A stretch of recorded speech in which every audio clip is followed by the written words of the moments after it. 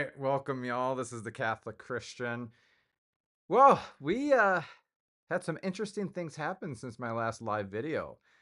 We had a prominent Protestant YouTuber make a comment, and we're going to clear some things up tonight. We are definitely going to clear some things up tonight. I've invited Gavin Ortlund to come on the channel. He did make the comment that he might come on around 8 p.m., I think Central Standard Time, or afterwards. So let me give you some context. Let me give you some background of what happened if you don't know what happened. Okay. Not really drama, but hey, it's my first time a prominent YouTube content creator made a comment on my page. Okay. So it kind of puts me on the map a little bit. Not really, but nonetheless, it's kind of cool. So let's go back here. I'm sorry. Right here. So I made a video and titled it, "Are Protestants More Infatuated with Mary Than Catholics?" And in the thumbnail, you can see it says obsessed with a question mark. And then obviously there's a picture of Gavin and then a statue of our Blessed Mother. Okay. Now, I got this comment from Gavin. So 21 hours ago. Well, no, because I posted this. Yeah, so about a day ago. And I'm just going to read it. Obviously, you can read it as well. But I just want to clear some things up on this comment in light of my video that I made with the thumbnail and the title. Okay, so you guys, you already saw that. You already saw the thumbnail and the title, right? Yes, I'm going to get to that. I'm going to get to that sensationalized title and thumbnail, okay? Just hold on. Okay, so this is what Gavin says. And by the way, he was very cordial and charitable. So says, "Hello," to me. "I appreciate you doing a response to my stuff, though I find it odd you call me quote unquote infatuated with Mary because I made a 60-second short."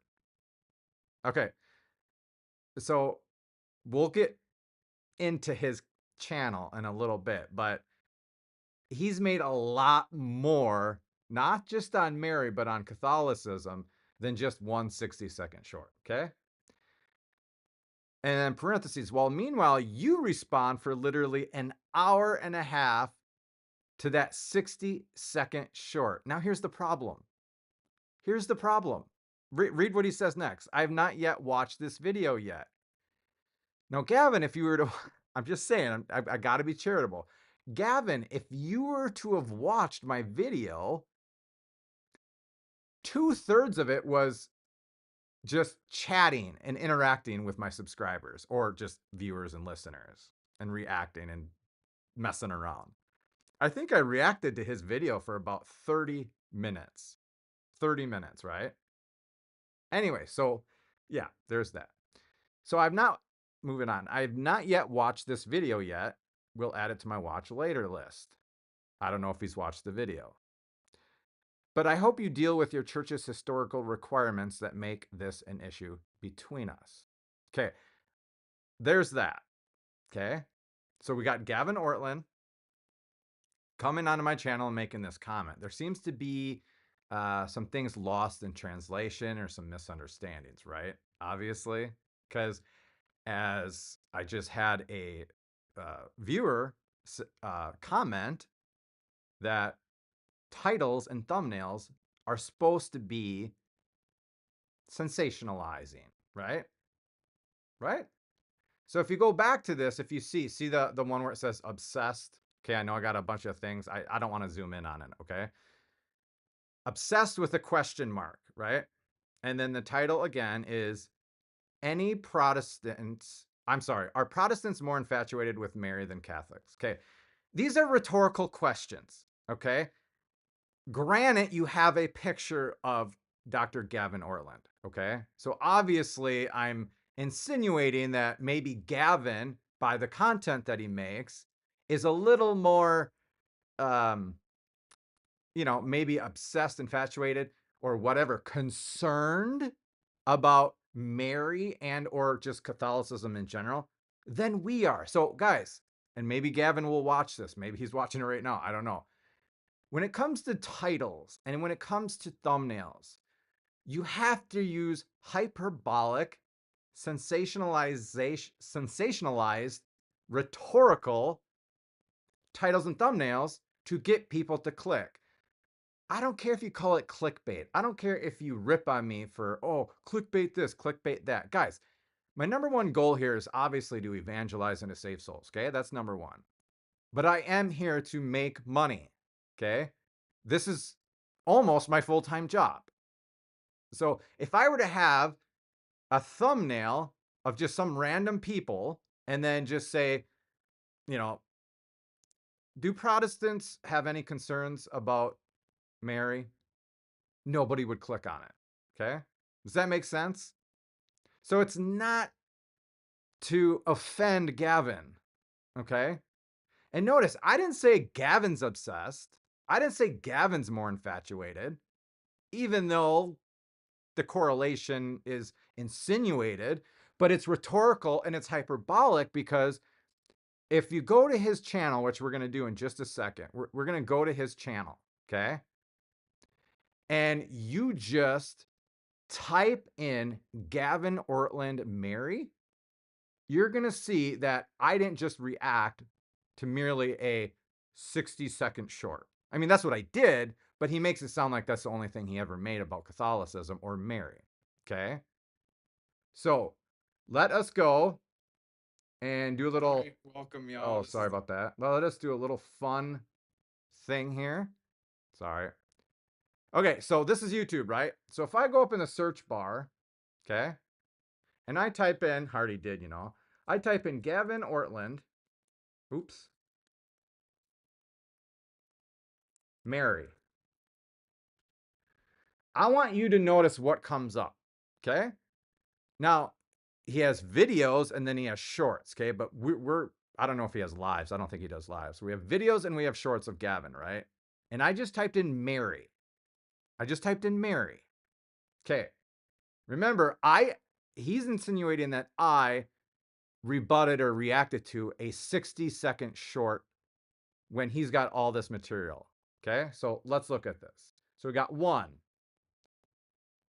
2, 3, 4, 5, 6, 7, 8, 9, 10. Well, that's Michael Lofton. That's not him. 10. Okay. 11. So this isn't just Mary now, it's the saints. 11, 12, 13. Oh, Gavin Ortlund went on Michael Lofton's show? I didn't know that. Oops. Hey, look, it's us. Where are we at? 13, 14. I think that's it. Or at least on my search bar. So, yeah, you guys get the idea, okay? So this isn't some random Protestant YouTube content creator that just happened to make one short on Mary, and then I reacted for an hour and a half. Okay. What I did is I inadvertently came across his short, what was it, yesterday, 2 days ago, and just reacted for 25, 30 minutes to it. Okay. So, guys, I'm not mad. I'm not like trying to defend myself or exonerate myself or justify what I did. I'm not. But I'm just showing you, like, I hope he comes on, okay? Because I invited him to come on and talk about all this or just talk in general. We can just talk about whatever, right? But yeah, so I don't know. And then I don't know if I have this up. Let me just hold on a second. Yeah, I do have it up. Then he made not that one, good gravy. I'm so sorry. So this is what I have a problem with, and maybe you guys can help me out with a little bit. And again, I'm not trying to like pull up Gavin's comment and, analyze it and call him out. That's not what I'm doing here. Okay. Trust me, I've had a lot worse comments than what Gavin said. So Gavin said, and I have it highlighted, So he's responding, actually replying to someone else about something completely different, a different matter or whatever. But he says this channel, alluding to my channel, the Catholic Christian, has 0 videos on Islam and Judaism either, so far as I can tell. Okay, no big deal, whatever. This is what I'm really wondering about.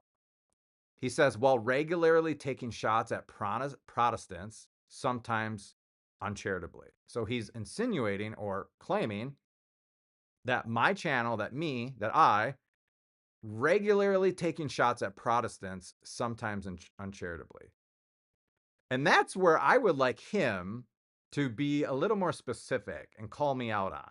Again, I don't know if he's going to watch this or join or whatever, but when I make reaction videos to Protestants misrepresenting Catholic content, I try to be as ecumenical and charitable as I can. Okay, I know I'm human. I might have slipped, and I will apologize to Gavin and any other Protestant for that matter.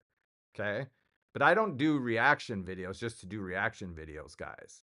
See, here's my whole argument, right? Here's my whole argument. Why are there so many Protestants online, on YouTube, or just in general that seemingly have this obsession? I don't know what other word I can use without it being patronizing, but obsession with trying to like rebuke or refute or debunk Catholic doctrine. Like, why? Why is that? Why, you don't really see that with Eastern Orthodoxy or Mormonism or even other religions. It's always Catholicism. Now, you'll say, well, Catholic Christian, my name's Eric, but you'll say, Eric, well, half of your content is reacting to Protestant channels or Christians or whatever. Right. But I'm reacting to their misrepresentation of Catholic doctrine. I'm not just merely making videos of Protestant doctrine and, saying how riddled with error they are, or heresy or whatever. Well, we have like Dr. James White, Dr. Jordan B. Cooper, Dr. Gavin Ortlund, et cetera, that are literally making videos, not reaction videos, but videos and shorts coming up with how I'm not, whatever you want to say, to analyze, to critique, to debunk, to refute, whatever you want, whatever, you want to use. But I don't do that, and I don't see any Catholics doing that, at least like big, prominent Catholic YouTubers. I mean, we have more time.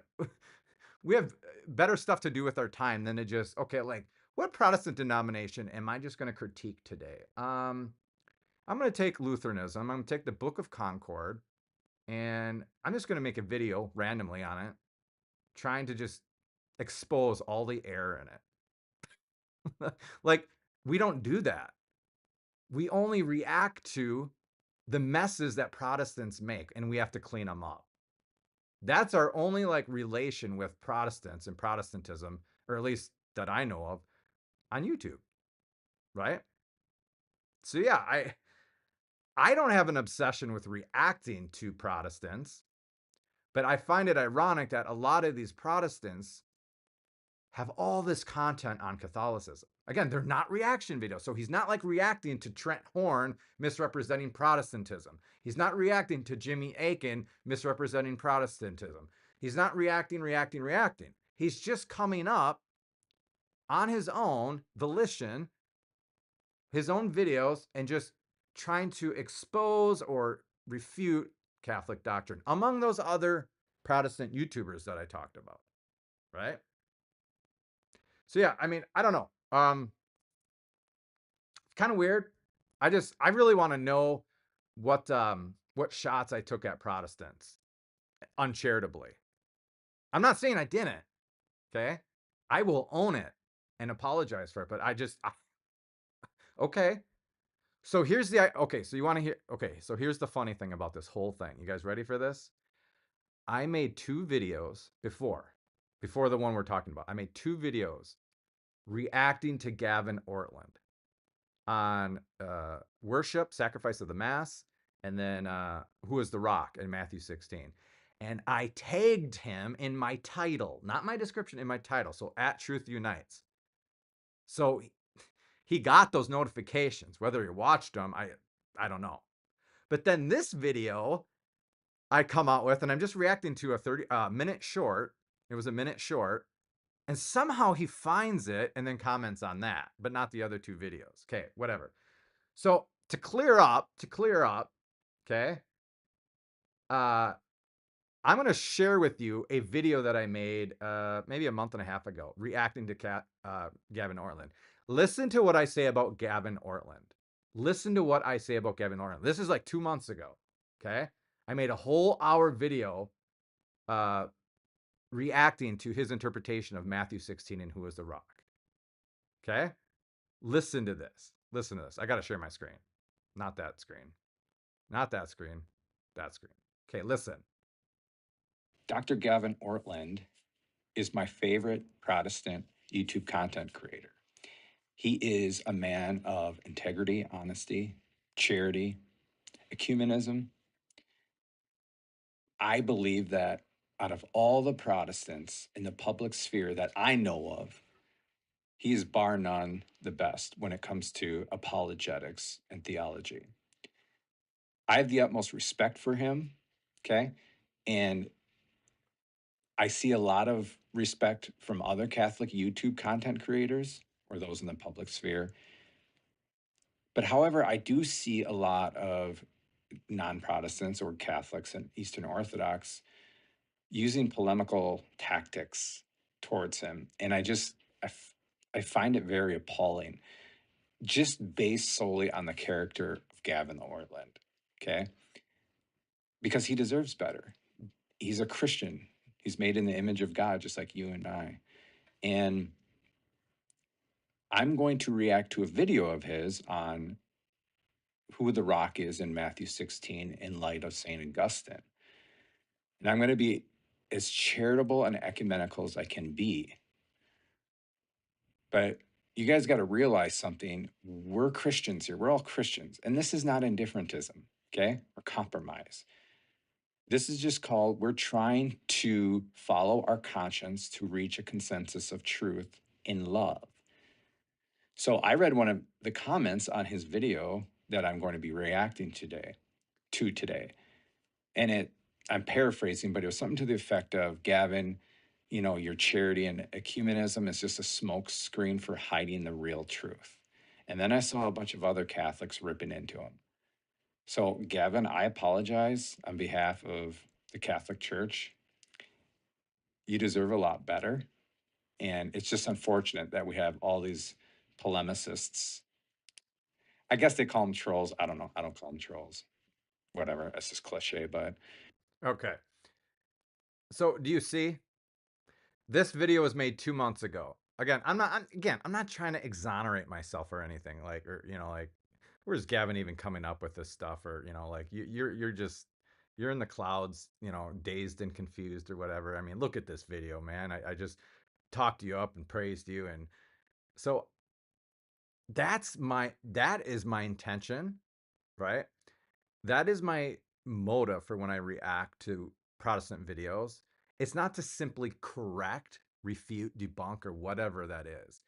It's to ecumenically and charitably correct, but while making the Catholic faith shine forth that much brighter, right? Right? Now, I will admit sometimes in my reaction videos, maybe I get a little heated and emotional, right? But I'm a human being and it's not directed at the person. It's directed at the arguments or the errors or the caricatures of the Catholic faith. That's maybe where he's referring to where I take cheap shots uncharitably at Protestants. I don't know. I don't know. Again, uh, the odds of him coming on here are very slim. He said he might. Okay, so let's hope he does. I don't know. I think it'd be the coolest thing ever if he came on here and we had a charitable discussion. But I just want to go back to his comment and just clear a couple things up because maybe he'll watch this because I did tag him in this. Okay. So I'm going to go back to his original comment. Okay. Right here. And he says, I hope you will deal with your church's historical requirements that make this an issue between us And then he quotes Pope Pius IX regarding the Immaculate Conception, and then Pope Pius XII regarding the bodily assumption of Mary, and then Pope Francis on devotion to Mary. So he's saying, like, what's up with this?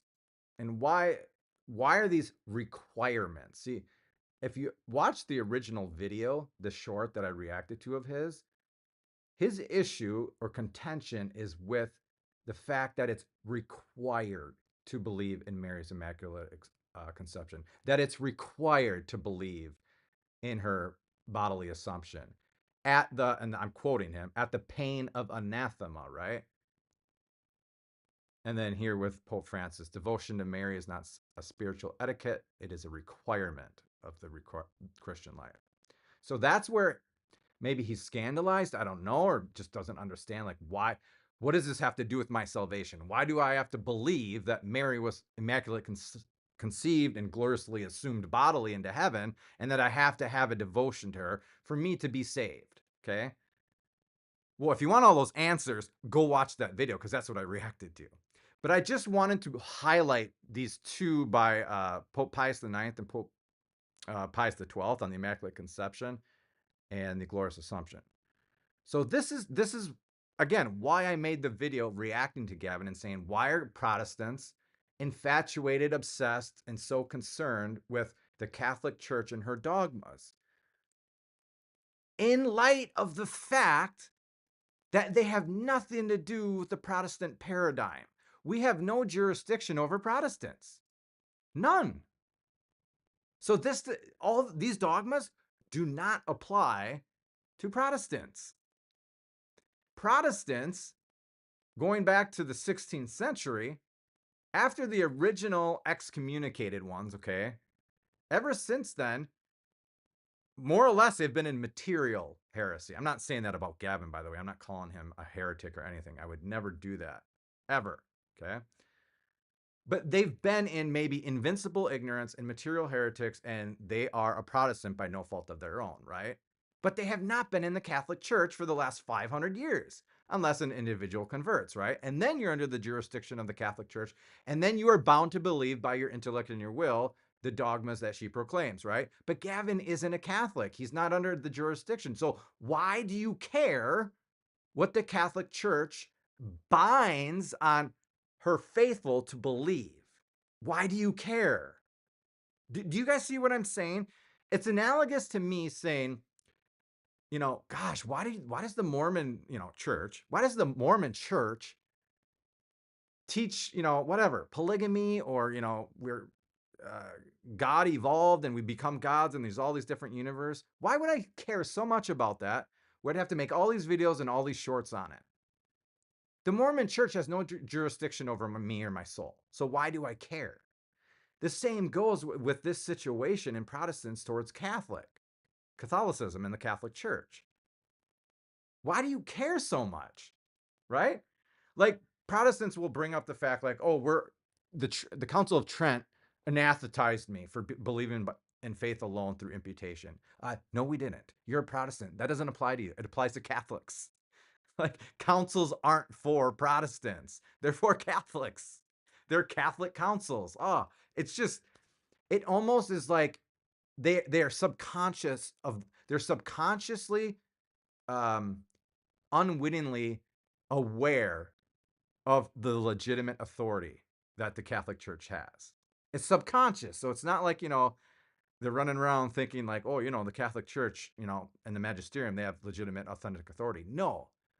But all this time and effort put into, like, exposing or refuting Catholicism shows you that we are probably have the truth, and we're the one true church that Jesus Christ founded, right? Fulton Sheen said if he wasn't Catholic and he wanted to find the true church of Jesus Christ, he would look for the one church that was hated by all the most. By all, especially the world, though. Which one institution on this planet, I like to call it an organism rather than an institution, but what institution on this planet is hated more than the Catholic Church? Even by our own members, like hating Pope Francis, that's proof right there. And it goes back 2,000 years, right? with all of our martyrs and the persecutions and everything like that. Okay? So, really quickly, I don't know if Gavin's watching this, so I'm going to clear this up for him. And if he comes on, I can go back to it. Okay? But so this is the dogmatic declaration of the Immaculate Conception, 1854. Ineffabilis Deus. Okay, it's an apostolic constitution. That's the highest form, right, for a pope of decree. Notice what it says here. I'm sorry. I didn't realize it was this long. Okay, notice this, guys. Notice this. I know it's a little small on your screen, so I'll read it. So this is right after the definitive infallible declaration. You know, that we declare, pronounce, and define that the doctrine, yada, right? So right after that, listen. Hence, if anyone shall dare, which God forbid, to think otherwise than as has been defined by us, let him know and understand that he is condemned by his own judgment. So Gavin's like, what? I'm condemned by my own judgment? I don't know. Maybe that's what he's thinking, but he's not. That he has suffered shipwreck in the faith.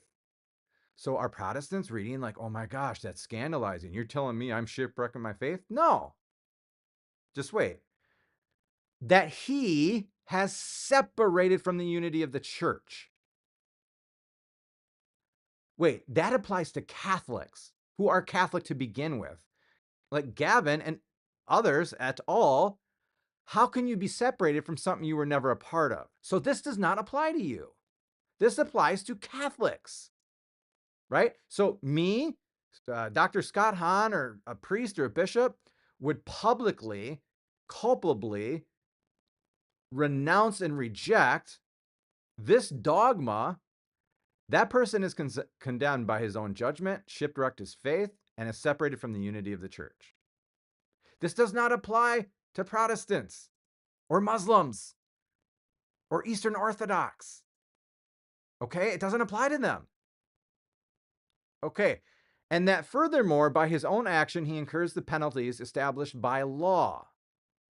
If he should dare to express in words or writing or by any other outward means the errors he thinks in his heart. Established by law. We're talking about ecclesial, canonical church law that does not apply to any Protestant or Eastern Orthodox. So this dogma and this apostolic constitution has no binding on Gavin Ortlund. None whatsoever. He does not have to believe in it. Now, some of you guys will think like, well, if you don't believe in the Immaculate Conception, the dogma that is, then you're a heretic. No, that's not how it works. At best, you could say someone is a material heretic, but these like anathemas and being separated from the faith, or from the church rather, that applies to Catholics, not Protestants. Okay, really quickly, Glorious Assumption, page 46.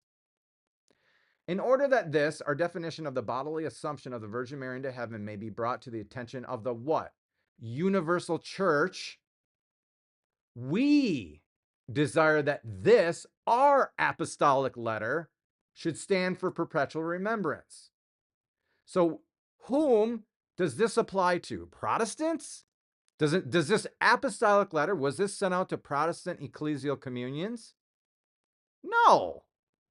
It doesn't, they're not a part of this universal church. Likewise with the Eastern Orthodox or anyone from any other religion or faith, right?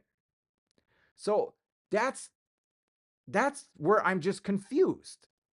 That's where I'm confused. Like, why do you care what we dogmatically teach that is only binding on those that are within the fold and the jurisdiction of the one holy Catholic and Apostolic Church?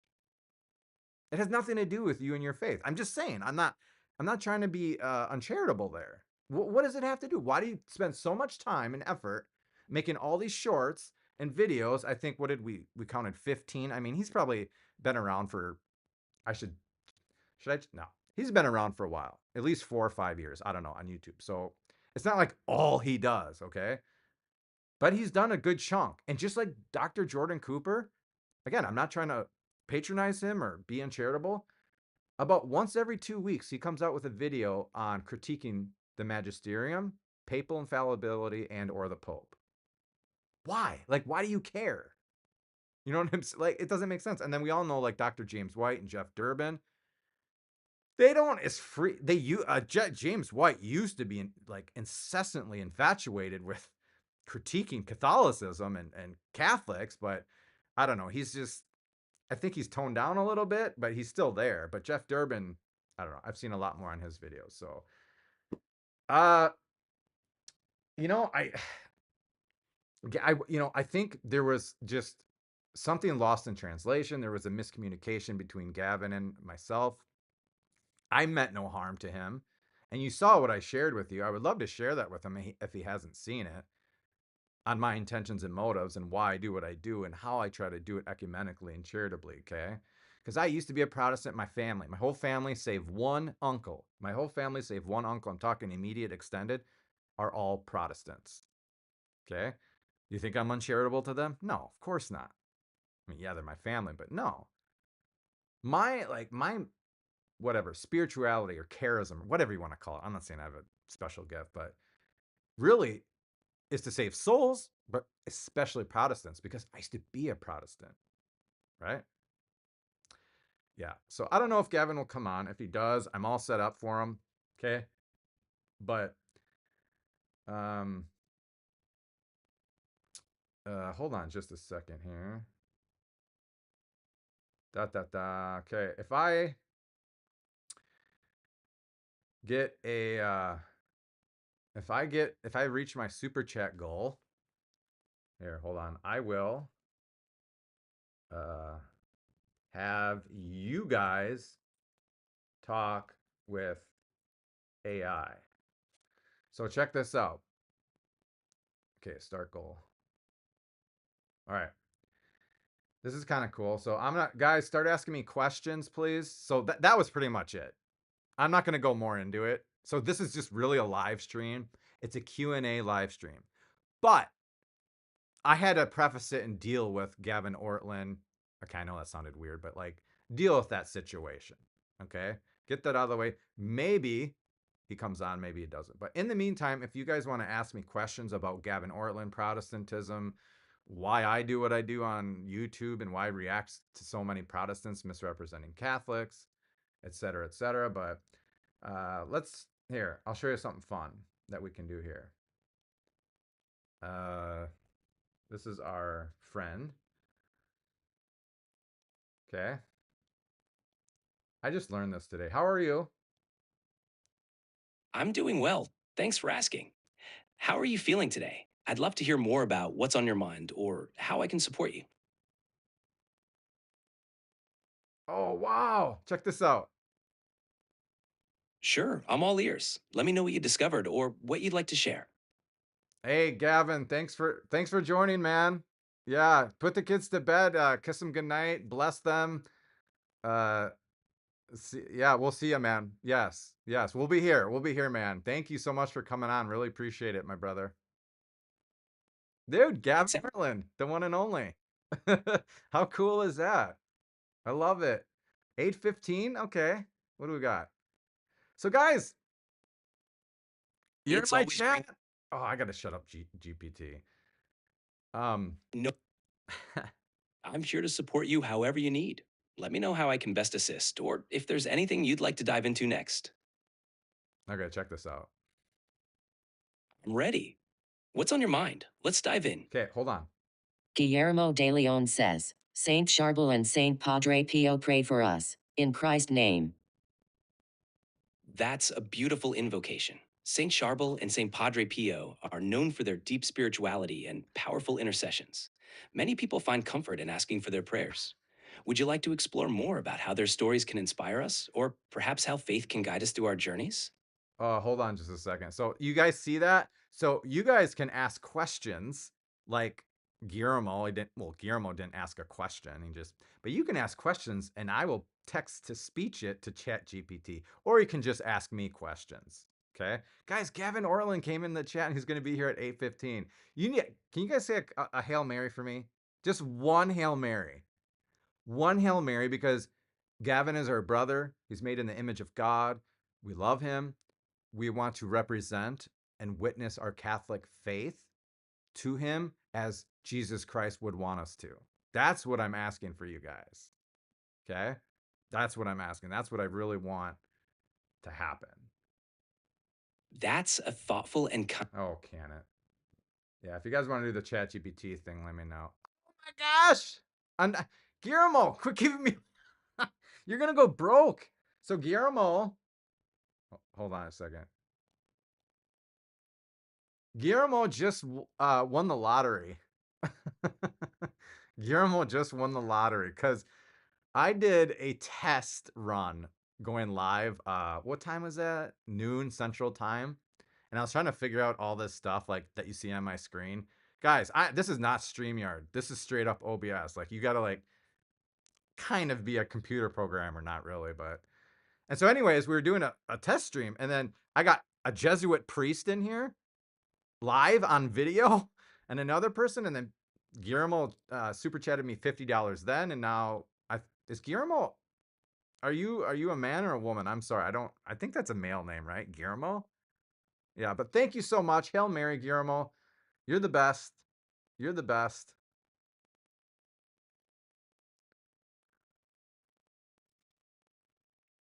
Hold on. What is the best response to give to my friends and family who tell you Christianity is about a relationship with Jesus and not a church institution? Okay. This is what I'm going to tell you. I have the answer. It's super easy, okay? But here's the important part. Are they coming to you and telling you this? Or are you trying to convince them of something? Okay? Because it's important that we don't proselytize. I'm not saying that you are, but the context of, are you just asking in general? If you're just asking in general, it's super easy. It's both a relationship and a church / institution, right? Because Jesus Christ built a church, right?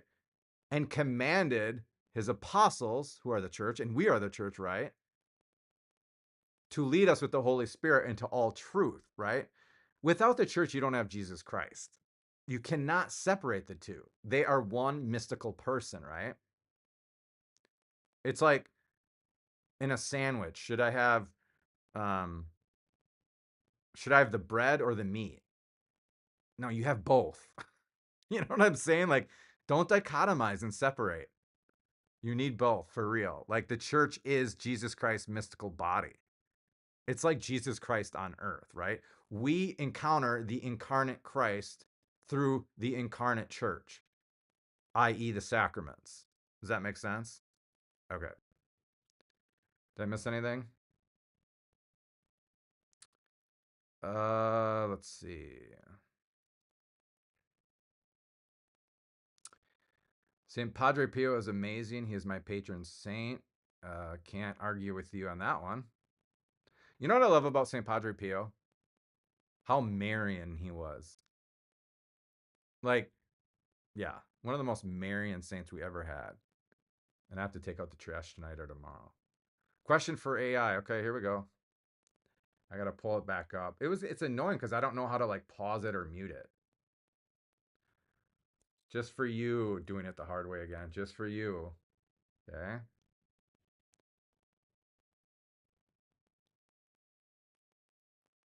Doing it the hard way again says, Q for AI. How many non-Catholic authors on YouTube have made videos about Mary, the mother of Jesus? That's a great question and an interesting area to explore. While I don't have specific data on the exact number of non-Catholic authors who've made YouTube videos about Mary, I can share some insights on how to find relevant content and what trends might exist. Many Protestant, Orthodox, and even secular YouTubers have made videos about Mary, often exploring her role in Christianity, her significance in different denominations, and her impact on religious art and history.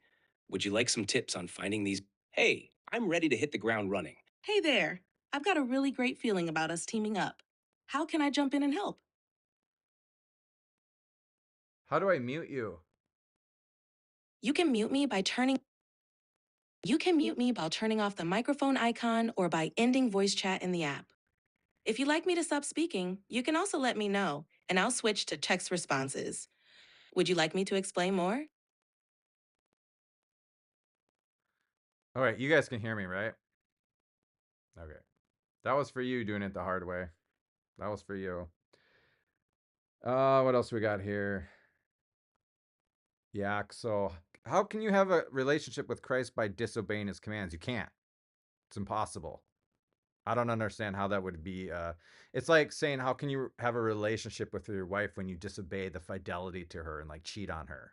You know what I'm saying? Like, just doesn't make sense. So, yeah, you got to obey his commands to have a relationship with them. Absolutely, 100%. There's just no way around it. Yeah, let's see. How much more of a personal relationship exists beyond the Eucharist?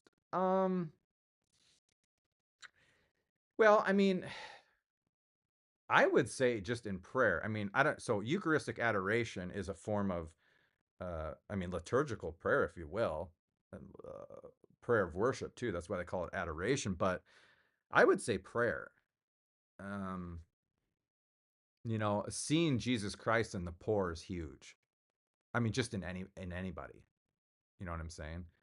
Um, but yeah, I'll tell you how I have a very close relationship with Jesus.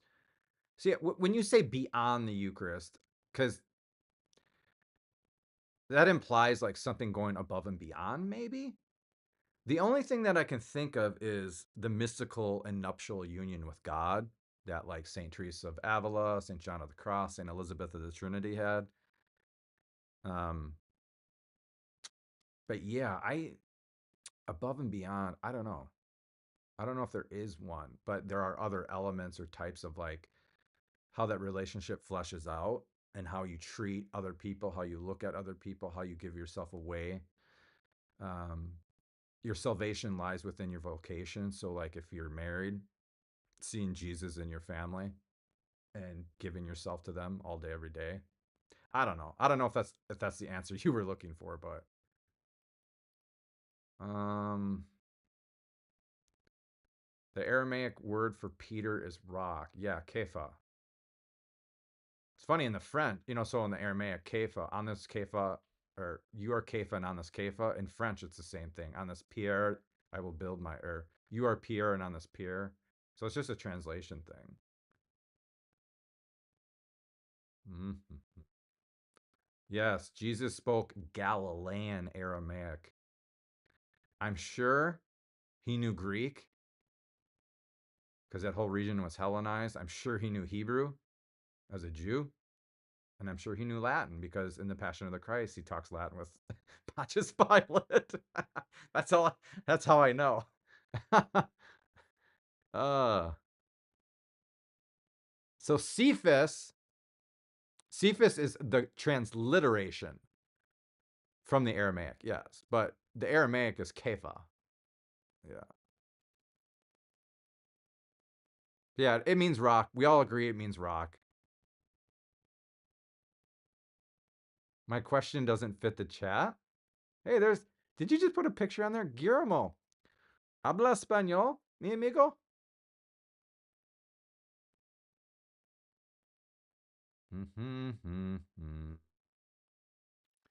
I'm in the process. Ooh, let me see. That's what I was afraid of, y'all.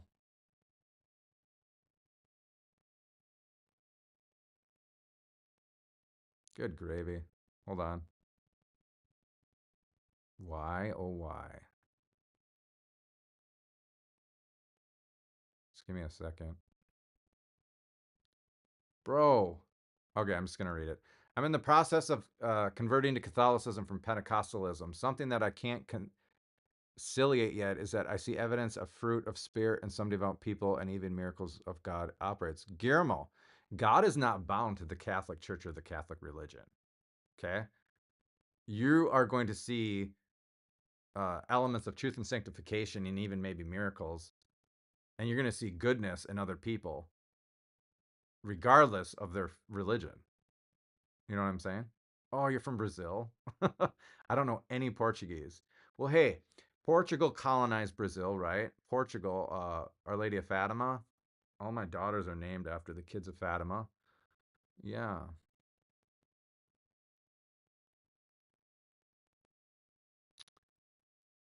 What's the importance of knowing the right doctrine?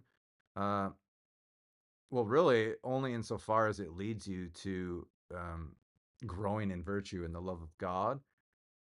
Now, you need to have a certain grade or level of faith, obviously, but you don't have to explicitly know every element pedantic of all the dogmas and doctrines of the Catholic Church, right? But the importance of knowing the right doctrine, you want to know what the importance of that is? To safeguard you from knowing wrong doctrine or heresy. You know what I'm saying? So really, I mean, in a sense, like our faith and our doctrines is like, this is what you should believe because these people believe something else, in a sense. If that gives you a... But guys, dogma does not save us. It doesn't. Jesus Christ and his Holy Spirit saves us, guys. All right, what else we got here? Yeah. Guillermo, right here. Share these videos with your family members. Have them come into live streams and ask questions. Yeah. Again, I don't know everything about everything, but I could, when it comes to a Protestant, I probably could hold my own and do somewhat well with that. But I don't want to claim that I'm, some bona fide theologian. But since I was a catechumen in the Greek Orthodox Church, I reached out to Melkite Greek Catholic Church. However, I'm sensing some anti-pope bias and disdain for Western practices there. Really? See, I thought that was just a problem in the West. This ideological, self-absorbed, Promethean, neo-Pelagianistic, infatuation with the liturgy and to heck with the Pope. I didn't know that was in the Eastern rites. If that exists, just don't let that affect you or shape your view on the church. Okay? It's just like internal schismatics. Don't worry about them. Ignore them. All that anti-pope bias comes, where do you think it comes from? Jesus? No, comes from where. So just pray about it, discern about it, but just don't let that bother you. Just get rid, get it out of your conscience or whatever.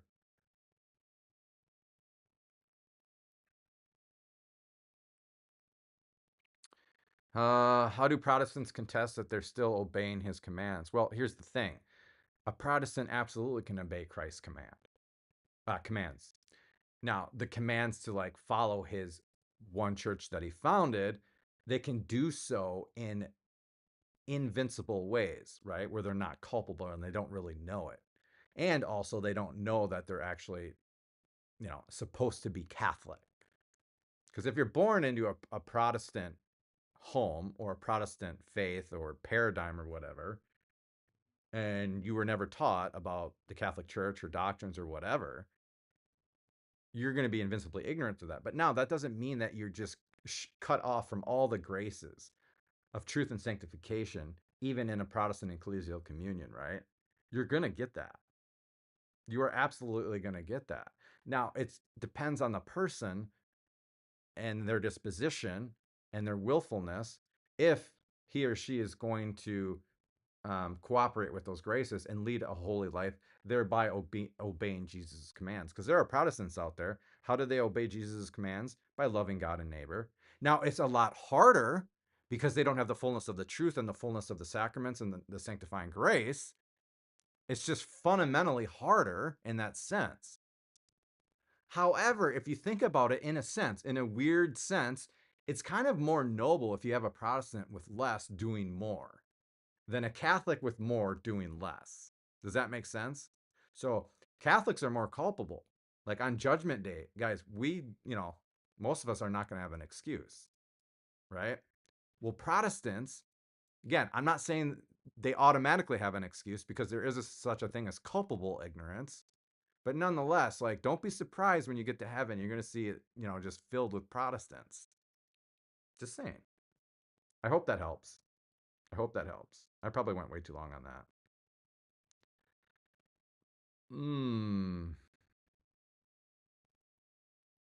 On the Eucharist, it was a reaction to have a personal relationship. It's such a strained criticism of Catholics.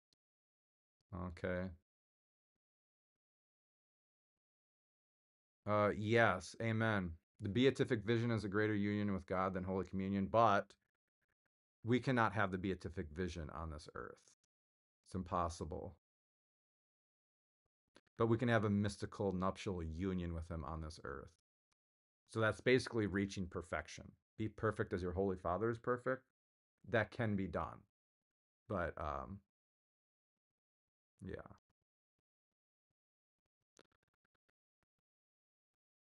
Did I miss a super chat somewhere? Am I just this far behind?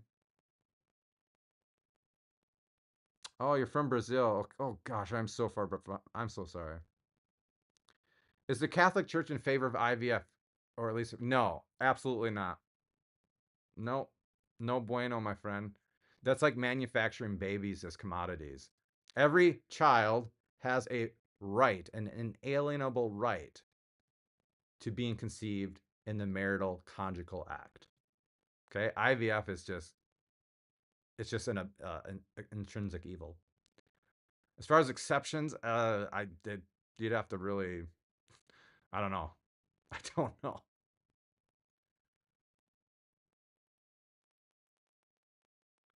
I just rejoined the Catholic Church after 10 years of being an atheist. I want to get into apologetics. What do you recommend? What do you mean you want to get into apologetics? Like you yourself, you want to do apologetics? Like you want to defend the faith?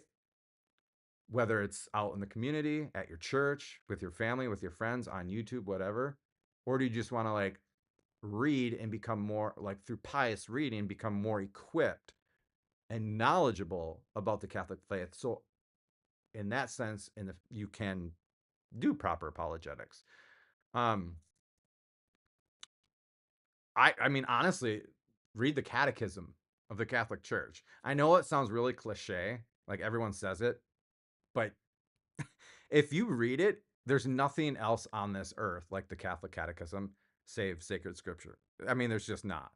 It's just, and it's readable, it's accessible. Okay, so it's not going to confuse you. That's what I would do, and then just go from there, and then maybe get acquainted with some Catholic YouTube channels. I would say Joe Heschmeyer is very, very good when it comes to Catholic Christian apologetics. Um, I'll give a shout out to How to Be Christian. He's my boy. Am I willing to debate the problem of evil? Well, here's the thing. I have Gavin Ortlund coming. Yeah, I am. Well, I don't know what you mean by debate. I do dialogues and discourses if you want to call it a debate, but there's no way I'm going to do an informal debate where we're shouting at each other and talking over each other. But yeah, I would let you come in and state your case and I'll state my case and whatever, but I don't know if I have time to get you in before Gavin. That's the only problem. Uh,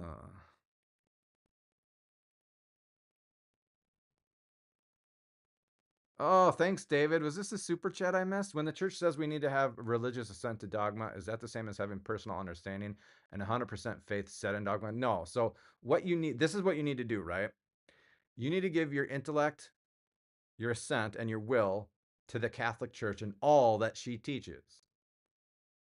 Because if I were to ask, I don't know, someone mentally disabled or senile or a 7-year-old, like, can you give me the details and pedantics of the glorious assumption, the immaculate conception, stuff like that? No, they're not. That's not what that means. You just need implicit faith, right? That's what St. Thomas Aquinas says. You just need to adhere to what the church like you're submitting to the church and what she teaches. Okay. But it's good. It's good. I mean, for your edification to be catechized and to know the depths of these dogmas and doctrines, so that like why you believe in what you believe, right? And how to defend what you believe. That's the important part about that. I hope I answered that. I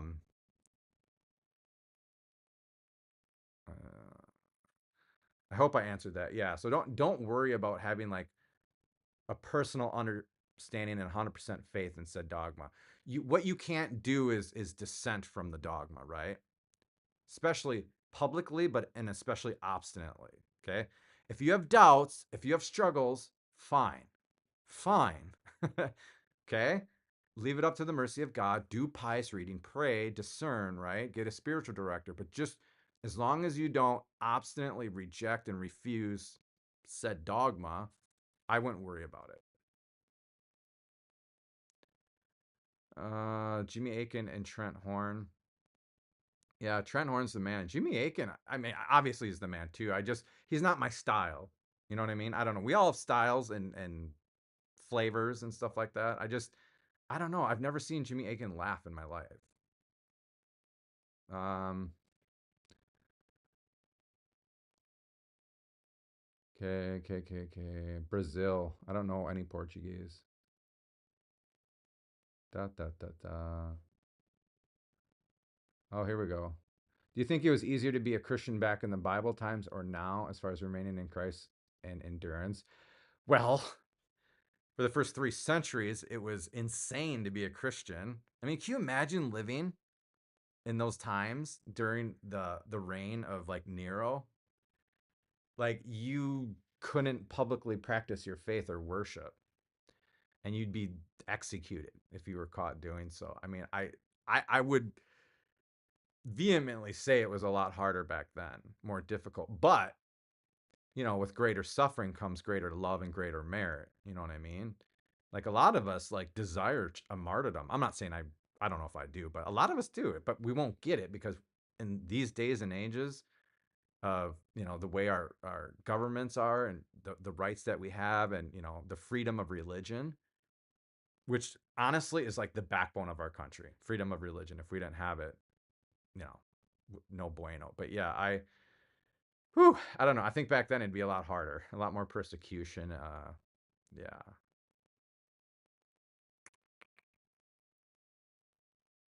Didn't some early Catholic Church fathers say you can't be saved outside of the Catholic Church? Yeah, and so did popes and councils, and we still maintain that. You just really have to understand what that means. And very simply, I'll just say it very simply. If somebody gets to heaven, it is only by the Catholic Church. If that person happens not to be a Catholic, it was through the Catholic Church, and that person was just invincibly ignorant. There you go. No salvation outside the church. Always taught it, always will. But you just got to understand it, how it applies, and how we implement that teaching. Get out of here. Where's Hallie when I need her? Where are my moderators? Da, da, da. Okay, so be careful about debate. There's nothing inherently wrong with debating, like apologetics. Okay, there's nothing wrong with it, but be careful. I don't know if I ever would. Because the temptation and the inclination and tendency to get puffed up egotistically and want to just attack a person and win seems very it could be very detrimental to your spiritual and interior life. I would just I don't know. I've seen top-notch Catholic apologists slip up when it comes to that, and they get kind of impatient and, kind of abrasive. Yeah, it can get pretty grueling, but let's see what else. Did I miss a super chat? Am I that far behind?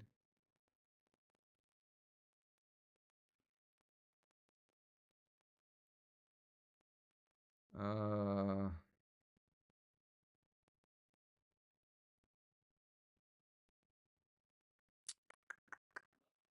well, oh, you know what's funny? You can find that. You can find that. It's a lot. It's a lot. It really is. But again, you don't need to know them all. You don't even need to know of them. See, here's the thing, like when it comes to dogmas of the Catholic faith, we get so much slack for this. You don't need to know the pedantics and the elements of every doctrine and dogma. Like think about all the apostolic constitutions, exhortations, and encyclicals. Do you have them all memorized? Like the ordinary universal magisterium and then all the ex cathedra and conciliar dogmas. Do you have those memorized? And all the dogmatic statements and all the canons of the... No, we don't need to know that. All we need to do is put our faith and our trust, intellect, and will into the Catholic Church and assent to the teaching magisterium, right? If you know the Nicene Creed, you're good, okay? Just don't dissent from that which has been publicly revealed and then publicly defined and promulgated by the Catholic Church. Does that make sense? Jimmy Akin's positions on the impeccability of St. Mary allegedly not being definitive and on polygenism are problematic. I'm not going to get into that. I'm not going to get into that. I know exactly what you're alluding to and referring to. I will say this, though. I will say this.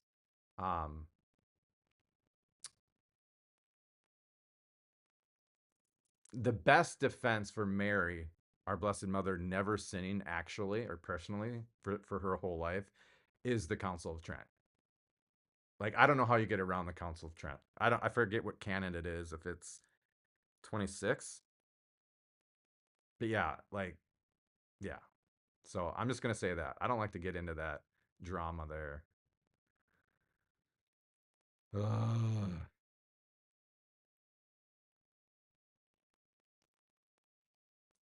Moses the Black. I love the name, man. That is great. I just watched your video on why you're not Orthodox today. I enjoyed it. I'm Orthodox. Interesting. Okay.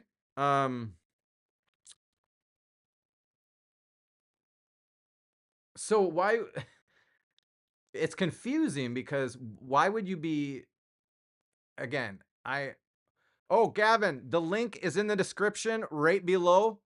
Right below. It's in the description. It's video.ninja.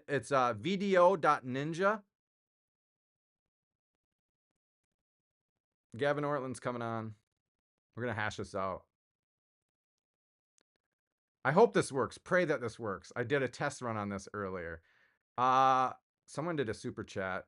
Thank you for your donation. Thank you, Chrissy. Thank you. Appreciate you. I hope this works. Pray that this works, guys, because Gavin's here.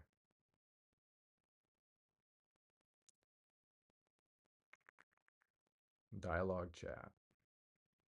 I'm at here. Hold on just a second, y'all. I just want to make sure Gavin, we're good for Gavin. Let me.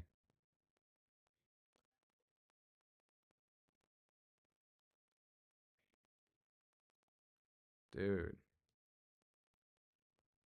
Why? Why, oh, why?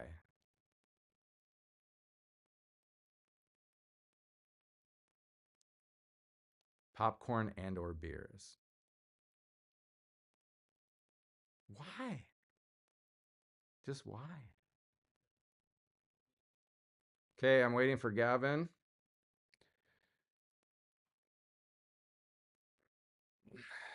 Oh, I can pop up your stuff in here. So hopefully, I don't know if Gavin will, but maybe you guys can ask Gavin questions like right here. I'll pop them up for Gavin. Like that. I really hope he gets in. I don't know. I hope. It worked earlier. It worked earlier.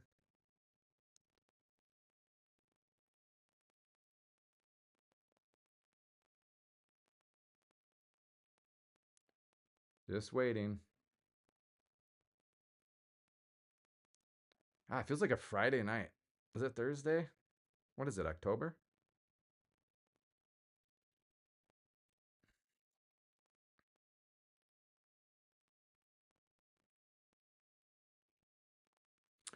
Hold on. Gavin's like, he might be on, but I think he's trying to get in.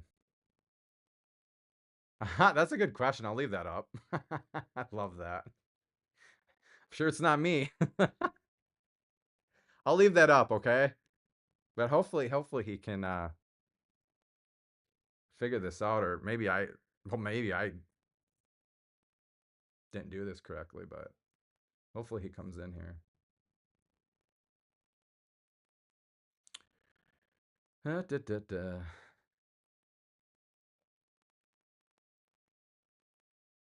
Gavin got his kids down a little early.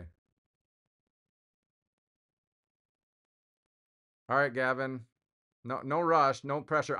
I can create a different link too. So if you give it a second try and it still doesn't work, just let me know and I'll do a whole new link and everything. Cause yeah.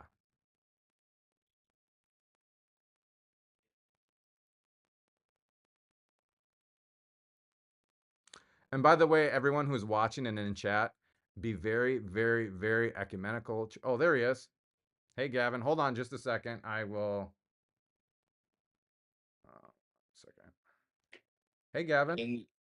Hello, can you see me? I can. Do you go by Dr. Gavin or can I call you Gavin? Say that again.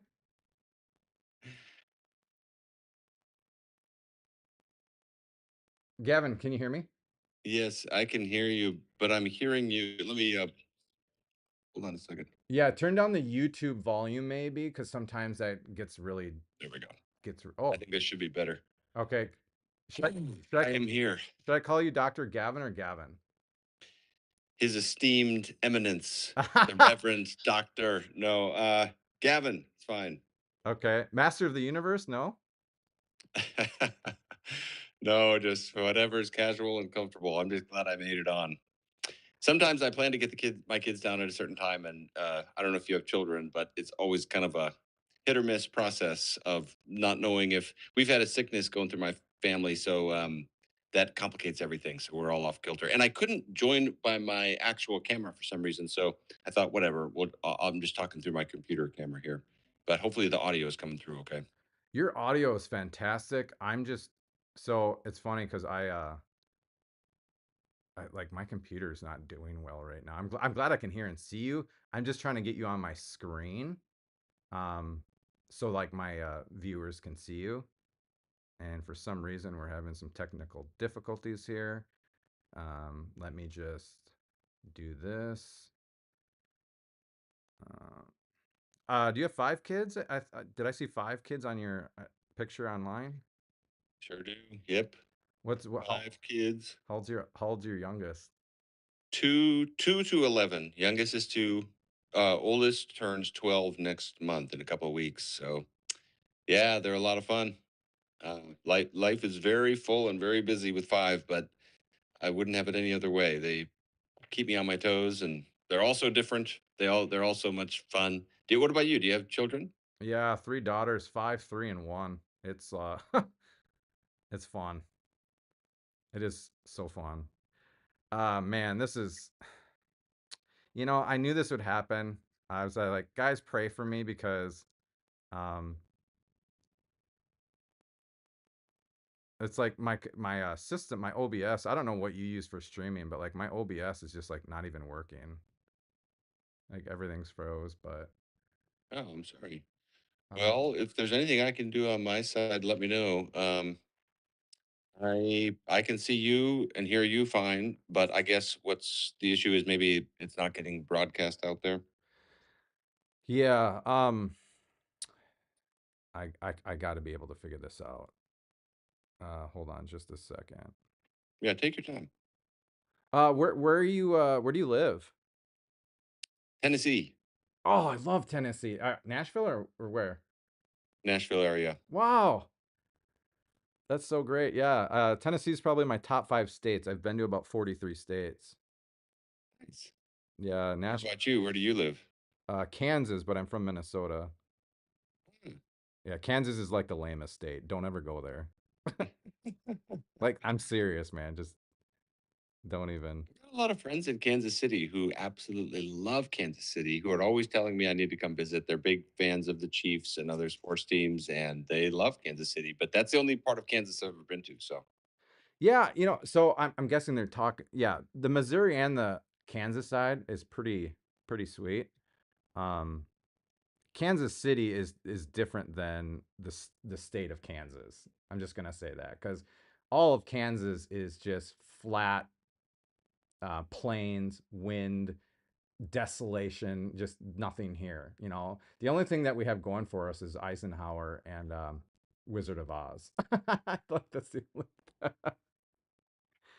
But well, and I have driven through Kansas. I do recall. In fact, when we were driving to move here, we passed through Denver, and we were past a Starbucks in Denver, and I remember my wife said, let's stop at Starbucks," and I missed the exit, and I said, "That's okay, we'll just catch the next one." And the next one was about 11 hours Oh, wow. later, because that's when you get east of Denver and you're going. I can't remember the name of that highway. It might be Highway 70, but and you're going into Kansas. There's nothing for long stretches of time. Yeah. Yeah, no, it's like eastern Colorado and western Kansas is just, oh man, it uh it can build character, I guess. I don't know what else to say about it, but Yeah. Well, don't stress at all about the technology side. Something always goes wrong with technology. And if you want to just talk, as long as the audio's coming through, then that should be fine. Unless you want to take a few minutes to try to fix oh, it. Otherwise, we can just chat for a bit. they said that they can hear you. Um, Hold on. Guys, can you hear Dr. Gavin Ortlund? Just give me a Yeah, confirmation. they're saying that they can hear me, so the audio's fine. So yeah, uh, I'm not sure. I'm not sure what your streaming platform is that you're using. So I can't give you any coaching because I don't know. But No, it's all good. I appreciate that. It's just like I did this as a test earlier today, and uh, and everything worked pretty well. And then now everything I can't even do anything in my streaming. Anyways, so they can hear you. So I'm guessing we'll just maybe have a chit chat uh here, if that's okay, if you just like this. sure, I'm happy to do whatever you want. I got about 45 minutes to an hour, so I can't go on indefinitely. But I'm happy to get to know you a little bit and chat about whatever you want. And I still haven't really watched any of this earlier part of this stream because I was with my family up till 5 minutes ago, or the full length of your video. But I did make it through maybe 10, 15 minutes, probably about 10 minutes of it earlier today. So I'm kind of coming in from a standpoint of ignorance of not even knowing what all you've been saying and arguing, but. Oh, Uh, but I'm sure we'll have a good discussion here. However you want to go. yeah, well, here's what happened. I'll be straight up honest with you. So Tuesday, um, I'm like, oh, I'm gonna do a live stream and interact with my viewers and subscribers. Well, I don't know, maybe at like 12 or 1 p.m., I inadvertently came across your short on uh, Immaculate Conception, Glorious Assumption, and then the papal definitions, and just your curiosity of why it's required for us to believe in those, and why Pope Francis would say it's required for us to have a devotion to our Blessed Mother. So I figured I'd do a reaction to that and then do a live stream after that. So I only reacted to your short for, well, I only reacted to your short for about like 25, 30 minutes. And then the next hour was like Q&A with my listeners. So I didn't do an hour and a half reaction on your minute short or whatever. But now let me just tell you with the thumbnail and the title. So if you remember the original video that I did, the thumbnail had a picture of you, our Blessed Mother, and it said obsessed with a question mark.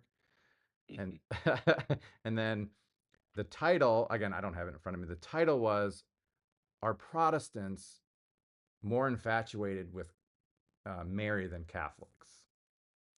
And here's the thing, like, does it have to do with your content? I can't lie. I don't want to lie and say it doesn't, but I wasn't just going after you or whatever, like reacting just to you. I see this with Dr. Jordan B. Cooper, Dr. James White, Jeff Durbin. I see it with a lot of Protestants who spend a lot of time and effort on Catholicism, its doctrines and dogmas, and then Mary it, if you will. And I'm trying to figure out why. You know what I mean? Like, it's one thing to maybe dialogue with somebody about it. Like, I know you've dialogued and debated with a lot of, like Swan and Trent Horn and stuff like that. But um, it would be like analogous to me, making videos on Mormonism. Like, why would I do that? You know what I mean? I don't know if it goes back to like well, Protestants kind of come from the Catholic side 500 years ago, or we're still like, we have relations even though we're divided, and we care about each other, and we want to like be unified and understand each other like more in an ecumenical and true way. I don't know, like what are your thoughts? Yeah, yeah. Well, don't worry about the thumbnail. It's fine. I never mind people engaging my stuff. But so every now and again, I'll see a video and I'll watch it, and I just go against my better judgment, perhaps by putting in the comments what I'm just thinking, even if it's off the fly and I haven't even watched the video yet. Um, but yeah, so I think that what I would say is, you would be perfectly in your rights to make a video about Mormonism if you felt interested in having relationship with Mormons and seeking to commend your perspective to Mormons and seeking to dissuade Mormons from believing things that you think are false and so forth. I see this a little differently than you in that I tend to think that there are some Protestants who, like myself, Jordan Cooper, James White, there's a few others who do respond to Catholicism and make various videos. But I don't think there's a ton of us relative to the Catholics who put enormous amount of energy into what sometimes feels like stealing the low-hanging fruit of just converting evangelicals who don't know church history. And this all feels like a whole industry. I mean, you can go to Amazon and search for the number of books of Catholics criticizing Protestants, and it's like a cottage industry. And I wrote What It Means to Be Protestant, my book, because I couldn't find anything like that that was written in the last 100 years. Very rarely do Protestants actually defend Protestantism. We Uh-huh. tend to do other stuff. So I don't think we're picking on you guys too much. Is my point. I think we're totally in our rights to stand up and respond to the other side and present our beliefs, present our views, and I think that's totally fine to do. The reason why we would do it, even though it's your views, is twofold. One, we care about the truth. I mean, if Mary wasn't assumed to heaven, then it's totally fair for us to make the argument, hey, this is not something you guys should believe. Hmm. I don't know why that would be objectionable at all. And the second, because I don't agree with the idea that, oh, well, these anathemas and these requirements are just for Catholics and therefore they don't affect anybody else. I think historically they were not always limited like that. And I think even if they are, they still affect others. It's still a massive division wall within Christendom. Hmm. And so it's totally appropriate for the rest of us to say, hey, stop requiring these things that aren't true for unity in Christianity. Um, so I don't know why it would be objectionable for us to protest the truth any more than it's objection, or at least this should go both ways. Like one of the comments on your video was suggesting why doesn't Gavin do more videos on Islam and Judaism? And I was like, well, I've done like one on Judaism, but it's because those aren't my areas of training. Yeah. I'm a church historian, and that's fine. But the irony is, no one is criticizing you for not doing videos on Judaism and Islam. It's totally fine to focus on certain areas, and I think both sides should be allowed to advocate for what they think is true. So I guess that's the approach I take. But so yeah, I don't. The obsession thing. I mean, maybe if you guys held to things like the Immaculate Conception and the bodily assumption as pious options, then maybe I could see it being a little more random to focus on it. But when you make them obligatory dogmas, I think that I could put it like this. Just put a parallel scenario. If I said my church teaches that Bartholomew was assumed to heaven, and that's an obligatory dogma, you would not be obsessed with Bartholomew to make a counter argument. Uh-huh. You would be totally in your rights to say, no, he wasn't. There's no historical evidence for that. Hmm. And you're not allowed to take a dogma and make it required because that puts a fracture in the body of Christ and disallows union.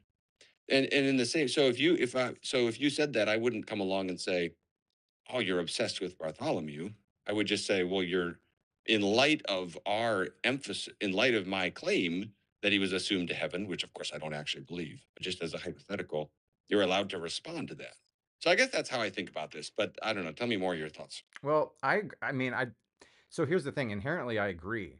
that you can objectively criticize, critique, rebut, whatever you want. It's your channel, right? And if you legitimately feel as though there is a church or institution or whatever you want to call it that is binding people's consciences to the point where you think that is it's unbiblical, it's not found in history, that's your prerogative, that's your right. I don't disagree with that.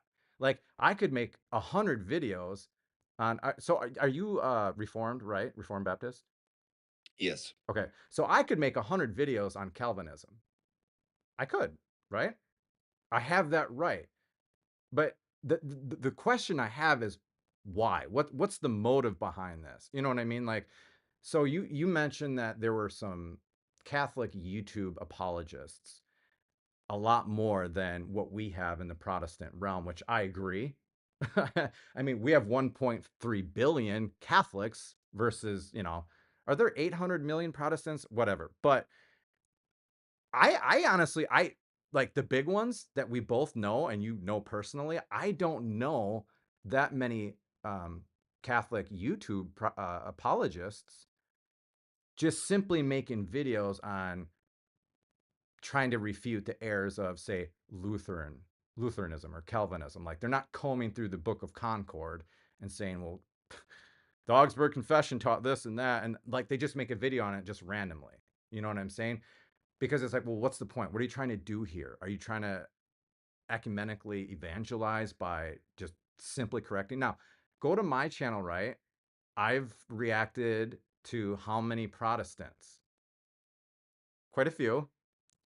But I've only reacted to the Protestants that have, and you can disagree with me, that have, whether it's wittingly or unwittingly, misrepresented and caricatured the Catholic faith. So I'm not making videos on Protestantism. I'm making videos on Protestants misrepresenting Catholics. That's the difference where I see, and again, I'm not trying to point a finger at you, but it's just like, why does Dr. James White or Gavin Ortlund, Dr. Gavin Ortlund, or Dr. Jordan Cooper and Jeff Durbin, why do they make these videos solely on their own prerogative? And you have the right to do it, but I want to know why. Are you trying to like pique interest and curiosity? Are you trying to evangelize? Are you trying to correct?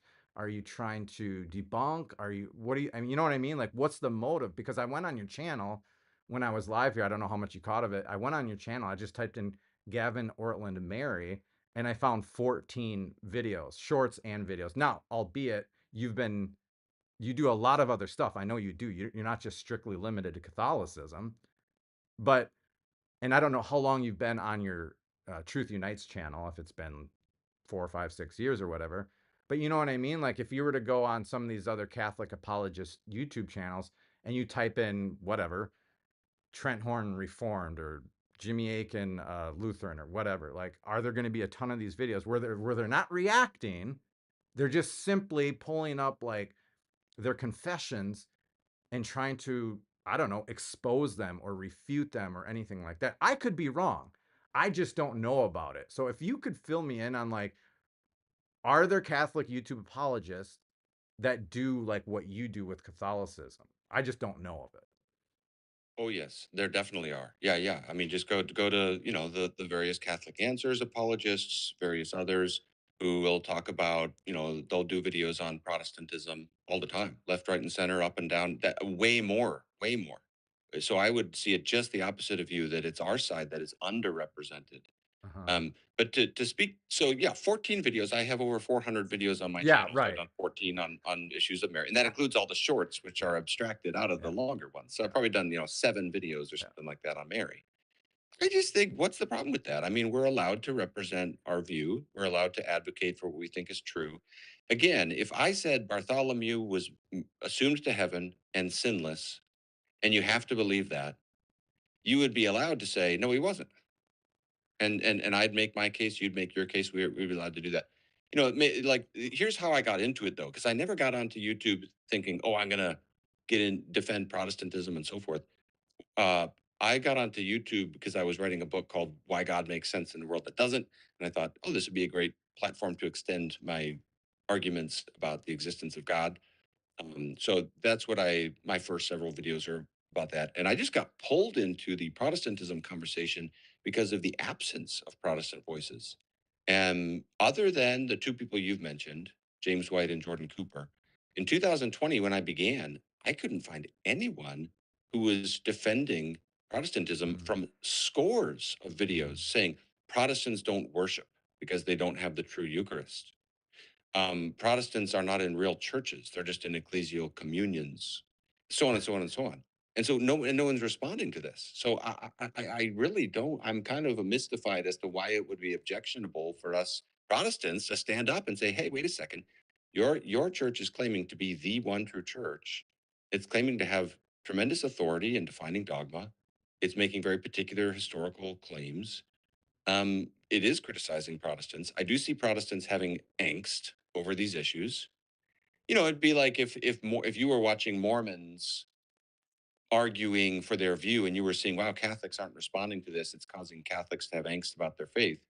You'd be totally in your rights to uh, respond to Mormon arguments, to help your fellow Catholics know how to respond to these arguments. Mm-hmm.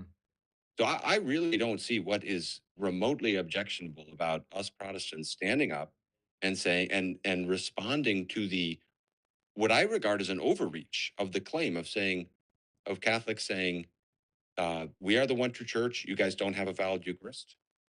And there are these various dogmas that we have defined infallibly that are obligatory Mm-hmm. for those who want to enter the one true church. And those claims causing angst among evangelicals. So those are the kind. I mean, we can go around on this, or we can get into something else. I don't see the problem. I mean, what's objectionable about us defending our Mm-hmm. views? There's not a problem. That's the thing. It's not objectionable. There's not a problem. I'm just wanting to know why. Let's go back to that St. Bartholomew assumption. I think that's kind of funny, actually. The why is to help those who have angst. Okay, great. I love it. I love it. Okay, so you're probably referring or alluding to Protestants who have angst, correct? Or just anyone? Anyone. Okay, so well, just for the sake of argument, let's just talk about Protestants who might have angst.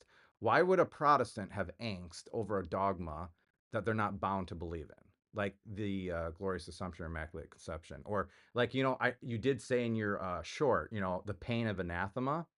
Again, you were making the argument like that causes people to feel angst, or like it's divisive or whatever. So like, I just want to know like why you I don't know how to put it into words where I'm trying to get you to understand, because it's not, you have the right. It's not objectionable. It's not like it's like, oh my gosh, why are you making these videos? I mean, I understand it. I was a Protestant for 20 years. It's not like it's completely irrational. I just want to know like why why these doctrines, right?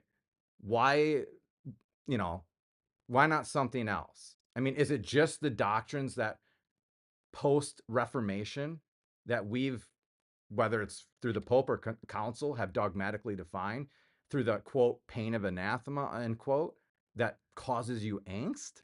Why would that cause you angst? Well, I didn't say it causes me angst. Oh, I said okay. I help others who Oh, have angst. I'm sorry, I didn't. Yeah, okay.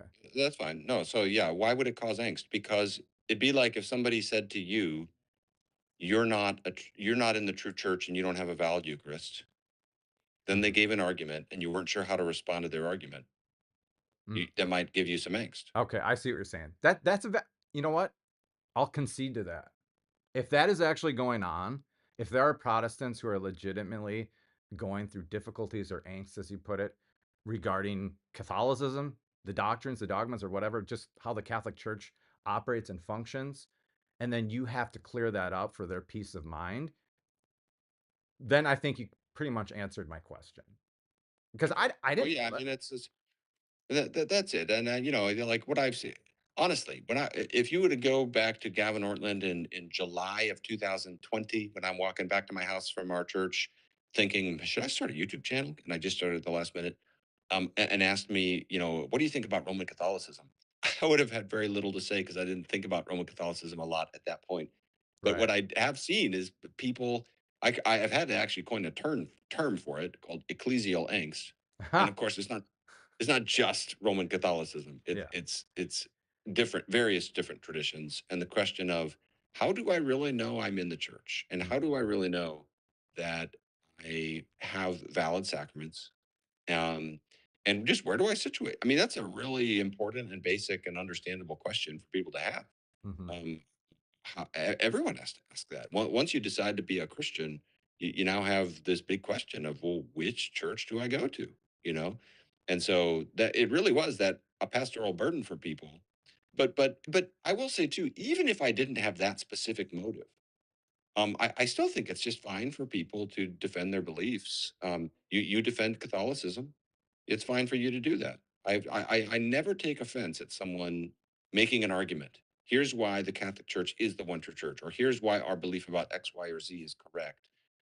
We're all allowed to, because the truth matters. We're all allowed to advocate for what we think is true, right? I mean, I don't. I am sort of surprised sometimes that people don't expect Protestants to do that. I guess I would wonder, what do they expect us to do? Or just to kind of be silent about these issues and not not draw up a defense, not explain our beliefs, not state why we come to the conclusions we do. Um, I don't know. I mean, that's just not how I really function. But a big part of my channel too is also, atheism and general apologetics and doing theological triage. And I'll do videos responding to Ken Ham and young Earth creationists and try to explain why I don't think we have to be young Earth creationists. And Oh. those probably, that gets me into more trouble than anything in the. I was yeah, I was gonna say. Because I was a Protestant, so I know all about that whole dilemma right there. So that's kind of refreshing to hear you, a Protestant Reformed Baptist, say that you're not restricted to believe in the young Earth creationist paradigm. Because Oh, totally. yeah. Yeah. Well, so yeah, like yeah, okay. So faith and science, faith and reason, are you like kind of like they go hand in hand, sort of in a sense? Yes, very much so. Yeah, Good. and that's one thing I do a little bit on my channel about the flood as well. I'm going to do a study in March on Galileo.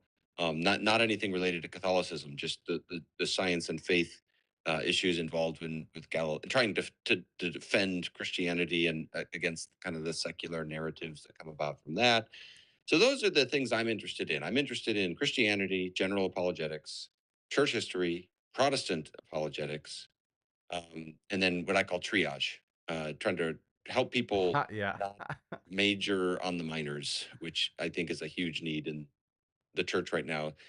In some respects, you Roman Catholics do better on some of those triage issues than evangelicals. We just mentioned the creation one. You guys seem to tear each other's heads off a little less about that one than sometimes we do. Yeah, yeah. See, I wanted to go back and ask you about the ecclesial. Well, I will just say it. I'm not putting words in your mouth. The ecclesial, maybe triumphalism that maybe, and this would go for the Eastern Orthodox too, where we would say, we're the one true church. We have the Eucharist with the real presence, and you guys are just reduced. You're just ecclesial communions, with 45-minute sermons. Now, do you think that the angst that a lot of Protestants are experiencing comes from that Pharisaical or just abrasive mentality of both Catholics and Orthodox who kind of project that onto Protestants, or at least give them that impression? I do, yeah. And of course that attitude you used the language there to describe that attitude, which has not been my general experience of people in real life. It is more reflective of the internet, and on the Protestant side as well. Sometimes the internet can amplify voices that are less charitable and less and more strident. But yes, I think that sometimes there is I think sometimes people feel bullied. And like, Yeah. gosh, I've not, the average evangelical hasn't really done a lot of church history. That's Mm, probably a weak spot of our tradition. mm-hmm. And so they hear these claims that all the church fathers thought X or Y. Mm, And even though I would say that those are overstatements that aren't accurate, but mm-hmm. they hear that and they have no idea how to respond, and they feel like I've known people who Well, many people who really, I mean, there's a whole Discord server that a friend of mine started just to help people whose anxiety is so serious that it even gets to the point of salvation. I'm sorry, but Um, you've hit the how daily do I know limit I'm for going to be advanced saved? voice. And what You can drives me switch to ultimately is standard not now and just keep are we in chatting. this tradition versus that tradition, though that all affects this. But the ultimate thing for me is I want someone to know from the gospel itself and from Christ himself at an existential level that there's a peace that can come into your soul Mm-hmm. as you walk with Christ and as the Holy Spirit testifies to your heart Mm. of God's forgiveness and God's love for you. So ultimately, that's kind of the bedrock underneath all the theology, but the theology, of course, matters too. I agree. I agree. I just told my viewers tonight, I don't know if you're gonna agree with this or not, but I said dogma will not save you. Jesus Christ and the Holy Spirit will save you. I think a lot of people, they get puffed up by knowing all the pedantics of, theology and doctrine and philosophy, and don't get me wrong, like you just said, those are good things, but only insofar as it leads us to a better love of God and neighbor, and obviously to ultimate salvation. Um, I don't know if you would agree with that, but yeah. Can you, so not to, I do not, I don't want to digress or change the subject here, but are you able to see my YouTube screen?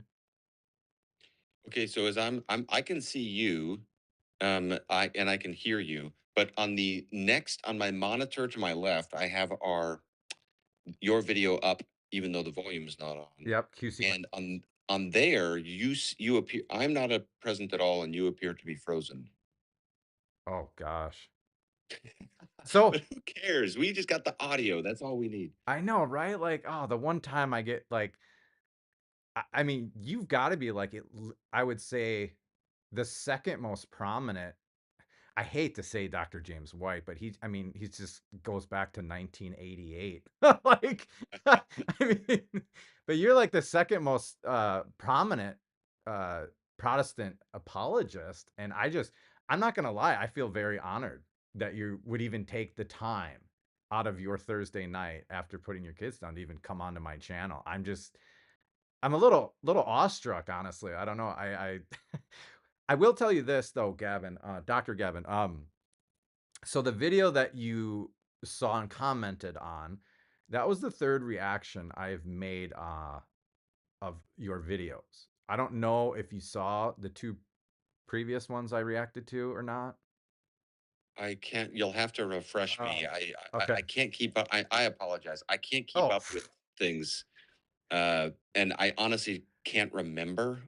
I don't think I have, it's okay. and if I did, I don't remember. It's totally fine. I wouldn't watch me either, but I tagged you. So the one was on Saint Augustine and the Rock in Matthew 16. Okay, so that was the one video. And then the other video, you did a video on the sacrifice of the mass. I don't know what the title was to that one, but I reacted to both of them. That one was like 45 minutes, one was an hour or whatever. I tagged you in the title, so at Truth Unites, whatever.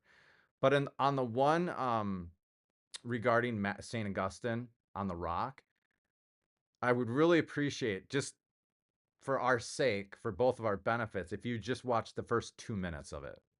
Because, Sure. yeah, that's how I felt about you then. And that's how I feel about you now. It hasn't changed. So if there was anything lost in translation or any type of misunderstanding, um, with my last video, again, whatever. It's, you know, I know you're fair minded and well balanced, and you're not oversensitive, and you get thumbnails and titles, whatever. But my goal when I do reaction videos to Protestants when they have content on Catholicism is to be the most ecumenical and charitable person I could ever be, because I was a Protestant for 2/3 of my life. My whole family, save one uncle, are Protestants.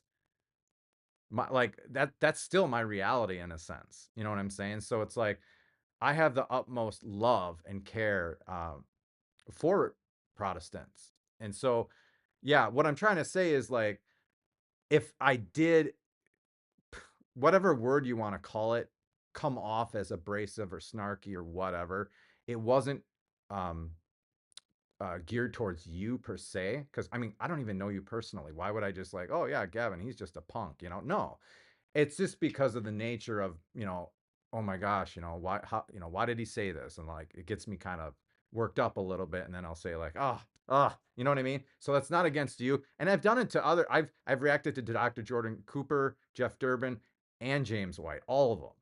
And sometimes I get a little worked up, and I don't mean to come off as uncharitable at all. So I want to get that all out there. Not a problem at all. No worries at all. I will go watch the first 2 minutes or longer of that first video, but don't even worry about it. There's no problems here. We're all good. Okay. It's all fine. I don't really take offense at things. I'm just happy to get to know you a bit and have a little chat and Yeah. kick some ideas around and feel free to keep making videos. That's fine too. I don't have a problem with it. Feel free to keep coming out with Catholic content for me to Yeah. react to. Sorry, I'm just kidding. Yeah, we'll help each other. Yeah. I'll send you some pictures you can use in the thumbnails, and it'll be quite a Glamour shots. I want professional pictures. I want I want you by the lake. I want you in a boat. I want you wearing no. Oh my gosh, that's funny. I'm just trying to find new pictures for my own thumbnails because like the last 25 videos I've done have had like the same picture in all of them. So I gotta update my own thumbnails first. But no, we're all good. Don't over worry about anything. No. But I just see this as an opportunity to chat and like I think the Catholic Protestant conversation historically has been unfortunately bad on both sides at times. The general cultural dynamics right now on social media are pretty brutal. Mhm. So whenever we can have a good conversation, I think we're pushing against the currents, and that's a really good thing. And there are some terrific Roman Catholic people that I admire so much that it's an honor to have conversations across our divides. So go ahead, jump in. Yeah, I was gonna say. So I have a super chat. You can't see my window or my screen because it's frozen or whatever. But and you were just mentioning that. So someone's saying, who is Gavin's favorite Catholic? Now I don't know if I'm guessing that's just who you know, like publicly or whatever, or personally. But someone's wanting to know who your favorite Catholic is. Don't What say a me. You don't even fun, know me. what a fun question. I know, right? What's fun about it too is I can think of a lot of people, so okay. So first of all, I love the Lord of the Rings. So it's I've thought many times how cool would it have been to get to know J.R.R. Tolkien Mm. because of his incredible imagination and skills and his friendship with C.S. Lewis and so much about him. I've also loved G.K. Chesterton. He's another kind of historic person that is just a fascinating person to read. In terms of contemporary people, well, just in the YouTube world, I always enjoy talking with Eric Ibarra. I Oh. always enjoy talking with Trent Horn. Those would be two guys that I feel like, I've done some debates and things with Trent. It's always nice when you walk away from a debate with somebody, and I definitely feel this with Eric as well, where you feel like even though we disagree, I think I'm talking to someone who's sincere and kind, and they're really seeking the truth. They're not just playing games. Mm. And they also have a professionalism about them. Um, I love talking with Matt Fradd. I got to go on Pints with Aquinas. I That was a saw that. joy. I saw that. He's a fantastic person. I love a lot of respect for Matt for so many different reasons. Mm-hmm. So yeah, I guess I gave you 5 there. Well, now you're gonna really have to watch that 2 minutes. I won't tell you, I won't spoil it, but um, yeah. Anyways, when it comes to my favorite, but yeah, that was the last question I had from people. But my viewers are really enjoying this a lot. So I noticed. So it was funny because when I was googling for the thumbnail pictures, so I saw your family. Um, Something, I don't know if it was LinkedIn or I saw something. Well, maybe I shouldn't ask how old you are, say your age on the internet or. I don't care. I'm 41. Okay, I'm 42, so you look a lot younger than me. That's cool. The gray hair is coming in though. I don't know if that will stay the same for long. Yeah. It's having 5 kids. Oh gosh. Yeah. Yeah. And then have you been Reformed Baptist most of your life? I actually grew up Presbyterian. Mm-hmm. I was born in Scotland in the Church of Scotland, which is Presbyterian, and my dad was a Presbyterian minister there, as well as in the States for a while. He was getting his PhD there, so we lived there for just 4 years, and then I went to a Presbyterian seminary in St. Louis. I loved it. I miss that Presbyterian context because I honestly had a great experience there, actually. But I just convictionally became a Credo Baptist, which I know probably seems like an alien move to your viewers thinking about going from Presbyterian to Baptist. It probably feels like, wow, you're living way out in the boonies and then you move even further away. But um, that was just where I landed theologically. Yeah, so then most of my adult life, probably since 2008 ish, have been in various Baptist contexts. Although one of the churches I served at was a congregational church. I know we Protestants can be very confusing because there's so many different labels and traditions that have overlap. Congregationalism is another tradition that comes out of the Reformed stream that allows for credo baptism. Mm-hmm. So I and my ordination is actually in a congregationalist setting. Congregationalism is very similar to being a Baptist. It's basically the same. It's just that it's kind of died out. It used to be huge in the United States. People like Jonathan Edwards were Congregationalists, but it's kind of died out. But so yeah, I've been a Reformed Baptist for about, oh boy, wow, 17 years. For portions of that time, I've also been at churches that are Baptistic in their practice, but not necessarily with the capital B Baptist on the church name. Mm-hmm.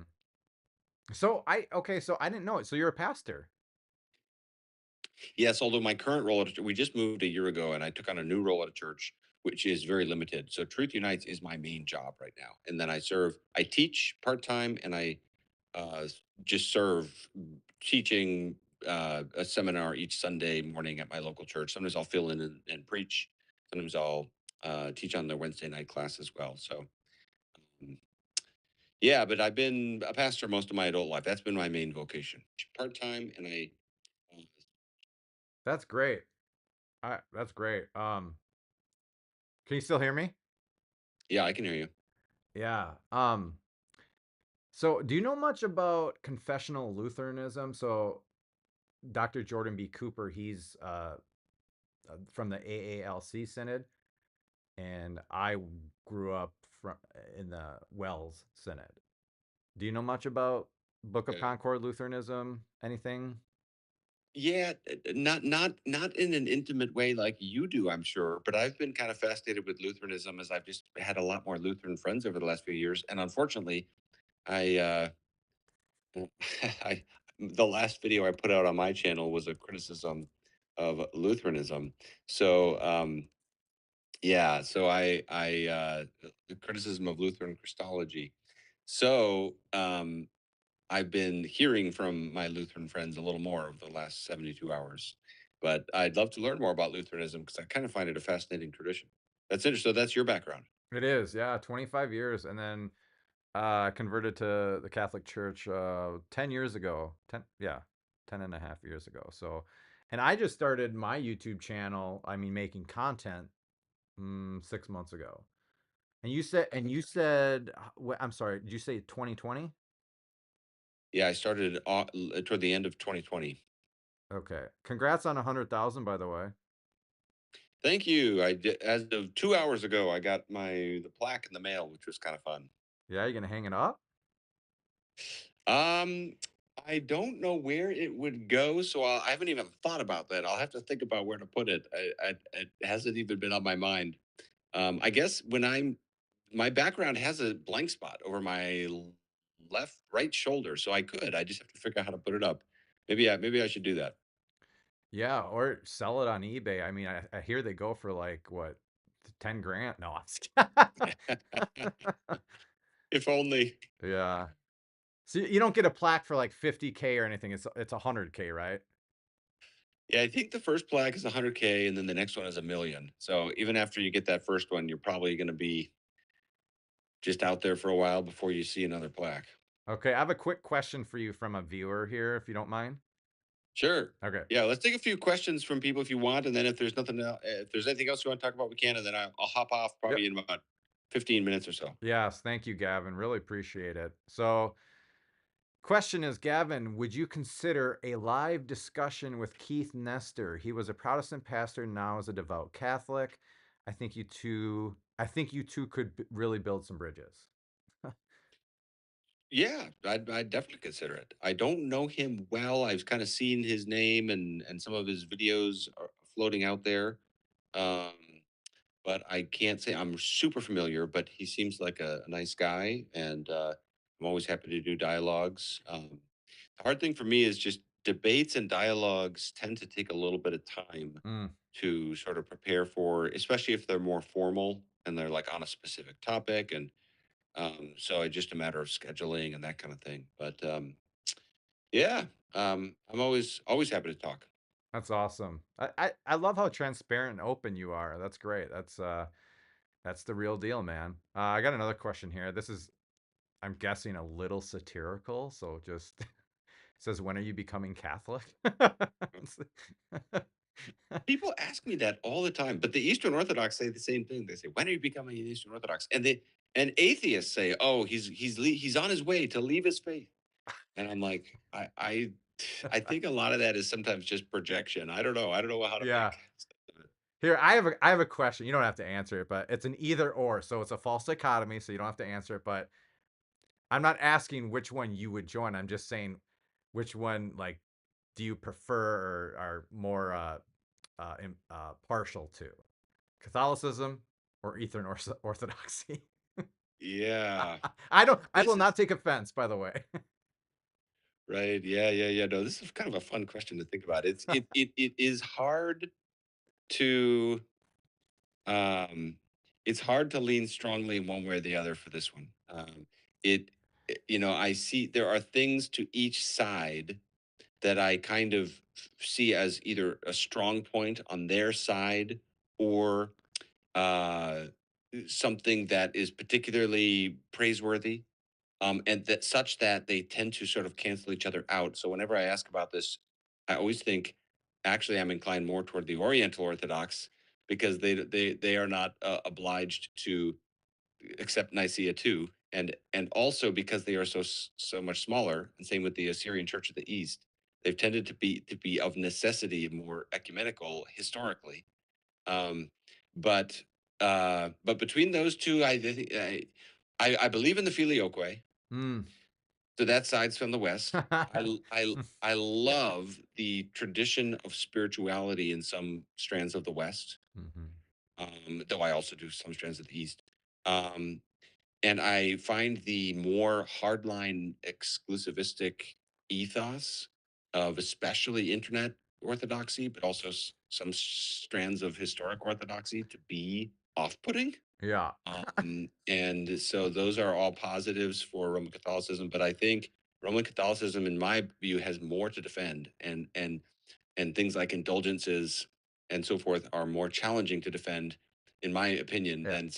than the Eastern Orthodox have, and so it sort of equals out in the end.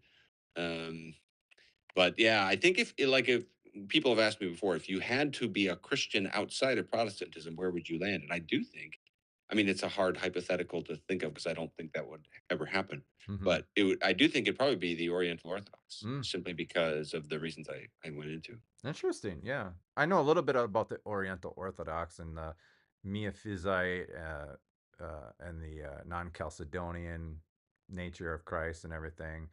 And it was funny. I actually had an Eastern Orthodox, um, or I'm sorry, an Oriental Orthodox say, yeah, the Eastern Orthodox stole our name because Oriental means East, Mm, or Far East, if you will. But yeah, it's right. basically Eastern Orthodox. Another question here. I know you're gonna go here pretty soon. So, if you haven't okay, I would like to know what Gavin feels about Pope Francis compared to others. Would he say he's better or worse for Catholics and or Protestants? I don't know Mm. if you understand that question, but Yeah, I think so. Yeah, I have some worries about Pope Francis, and part of that is just I really admire more some of the last few popes. mm-hmm. Benedict and John Paul are both people you look at them and it's not hard to admire their gifts and their writings and their theology. Um, And Pope Francis, I don't know. It just seems it feels kind of like a little bit of a what I've seen in Protestant contexts, a little bit of a softening and shifting to the left a little bit in some of his statements. So I find that interesting. I don't know what to make of that. I don't focus on that a lot. I don't feel like my calling and my focus is the contemporary developments in Roman Catholicism. I try to go for the historic theology, but I don't really have a hard and fast opinion. It's just more of an impression and a sense of kind of like, this will be interesting to see how this plays out. Mm-hmm. I have a question. Um, what is Catholicism's best argument for being the church that Jesus Christ founded, or at least um, having the fullness of truth, or just what? I'm sorry. Let me rephrase it. What is Catholicism's best strength? So you don't have to even. It could just be anything. It doesn't even have to do with doctrine or dogma or ecclesiology or anything. It's just, oh, Catholics are nice, or I don't know. Just what's a big strength or a big pro and plus Yeah. for Catholicism? Yeah, I think the sheer stature and magnitude, both in terms of the institutions, the spirituality, the intellectual depth, the sheer amount of scholarship in like the Thomist tradition and rigorous philosophy, Mm-hmm. um, and as I say, traditions of spirituality. I mean, the Roman Catholic Church is basically the largest institution in human history as a Mm-hmm. singular institution. It is huge. And it has, so within it, you find so much. And I think that so much comes with that. Um, so when people ask me, what are positive things about the non-Protestant traditions you can identify, sometimes they're surprised at how much I say. And then I go on and I've learned not to overdo it because then they say, "Oh, look, he's going to become Catholic," but I have, which I'm really not going to. But Mm-hmm. I don't have difficulty looking across the aisle, so to speak, and finding much to appreciate and many wonderful people to admire as well. Yeah. No. So have you delved into St. Thomas Aquinas and the medieval philosophies at all, or I mean, is that in your repertoire or whatever? Yeah. I wrote my dissertation on Anselm. So Really? Anselm is my first love. He was my first academic book is it's called Anselm's Pursuit of Joy, and it was published by Catholic University of America Press. Uh huh. So the publishing wing of Catholic University of America in Washington D.C. Great publisher and a great institution. So yeah, Anselm is my first intellectual love and my first set of sort of academic work began. And then Thomas, I haven't done as much in other medieval theologians publishing wise. I've done a little bit on Thomas on the beatific vision. So Mm-hmm. I love Thomas Aquinas too. Um, yeah, so medieval theology was where I got in, but now the last few years I've been focusing a little more on patristics and also apologetics type issues. So I've kind of shifted a little bit of my focus. Do you have a favorite church father?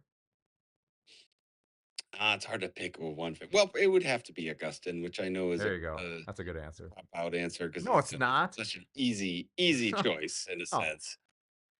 But he's just a master of both the intellect and the soul. yeah, that is not a cop out. I mean, obviously, we both know there are a lot of great church fathers from both the West and the East. Probably even more in the East, if you'd want to make that argument. But Saint Augustine, man, he like defined and shaped so many things that I would think you believe in, even. But yeah, I don't have to get into that. Someone is asking if you've ever been to a Catholic mass. Yes. Yep. Okay. Catholic Mass and also Eastern Orthodox liturgies. Mm-hmm. There's a few places right here in the area, right where I live in Tennessee, that I've attended. I also used to study at a wonderful Roman Catholic college, and they have a chapel, so which I would frequent at times. So yeah, I have. Nice. Okay. Well, I don't know. That's just too bad I couldn't get you on the screen, but that's okay. I'm glad I got the audio for you and like my audience can hear you, but um Yeah. People are saying, I knew it would be Augustine. People know me. People watch any of my videos. They know I'm a sucker for church history and Yeah. especially Augustine. And even different parts of his thought, like his views on creation, which isn't something that usually gets focused on. But I found him to be a tremendous help precisely for those reasons we said earlier about the ways that sometimes people assume you have to read the creation account in one specific way. But Augustine was a little more, he would be a counterexample to that. So, Right. uh, but that's been another one of my research areas is Augustine on creation. But hey, man, it's good to get to know you a little bit, especially Yeah. since we don't have the video as well. I guess we don't need to prolong this too much, No. but I'm glad we can chat, get to know each other. God bless you. Keep doing whatever videos you want to do. Yeah. You can even put a weird thumbnail up of me, and I won't mind. Yeah. We should in the next, I don't know, 10 years or something, do a video together or something. Sure, That'd be fun. Yeah. sure. Be happy to do it. All right, Gavin. Thanks so much for coming on. Appreciate it. Have a good night. God bless you. All right, my pleasure. All right, thanks a lot. You Bye, bet. everybody. Yeah. Bye-bye. Okay. Of course, I have technical difficulties when Gavin Ortlund comes on, but I didn't before today. Like, are you kidding me? Like, oh my gosh, I'm gonna sue this company. Like, what? How does that happen? Like, for real? I can't even. Ah, I don't know what happened, guys. But all right, so I guess I'll just go back to let's see, some Q&A maybe. Um, for me, for Gavin, I don't know. What are you guys thinking here? Q&A. You guys want to talk? Gosh, I've been at this for 2 hours. It looks horrible. 2 hours. Hey, Pope Defenders. How you doing, man? Good to see you in here. Yeah, I'm glad he came on. I honestly, dude, guys, regardless of our differences, right? We're not compromising. We're not indifferentists. We're not relativists. As a human being, that dude is top notch. I'm sorry, but he's top notch. He took the time to come onto my channel. I'm a nobody. He's got over 100,000 subscribers. He's done debates with Trent Horn, Swan, who else? Eric Ibarra. Um, yeah, dude, I was like honored that he showed up to my channel. I would I show up to my channel? Probably not. I don't know. What do you guys got for me? I'll probably give like, what time is it? 9:04. Okay, so I'm 9:04. I'm in Kansas, so I'll go 9:30 at the latest if you guys want to look smart and talk dumb with me. What do we got? You want to do some chat GPT stuff? You want to super chat me $1,000? Oh, I'm sorry. Did that come out loud? Wait, he debated Joe Heschmeyer. What did he debate Joe Heschmeyer on? I do not remember that. Or do I? What? But was it on the Pope? Have you used ChatGPT to logically challenge your belief between Protestantism and Catholicism? It blows my mind away. Yeah, I remember asking it point blank, like, I played the either or game and said Catholicism or Protestantism, and he said Catholicism. So, ah, you guys want to do ChatGPT? All right. Let me get the old ChatGPT out. Hold on a second. Oh, shiver me timbers. Hold on. Hello. I don't think I can use it. It says daily limit reached. I'm sorry. I'm sorry. That was that was a taunt. I'm so sorry. It's because I left it on. I muted the chat GPT and I left it on. Pila. We can't do chat GPT. I'm so sorry, guys. Dr. Ortlund and Joe Heschmeyer did 2 debates. Okay, I'll comment on it. I'm sorry, dude. I know. It's Chat GPT Pro and it gives you a certain time limit, daily time limit that is. Yeah. You talking to ChatGPT on your off time? No, not really. I have better things to do. I have kids. I have kids. How do you guys like this format? Like where I pop your chats up here and everything, yeah? Huh? Oh, I couldn't get them on the screen. Just uh, 71 people still in here, huh? 71. Come on, what do you guys got?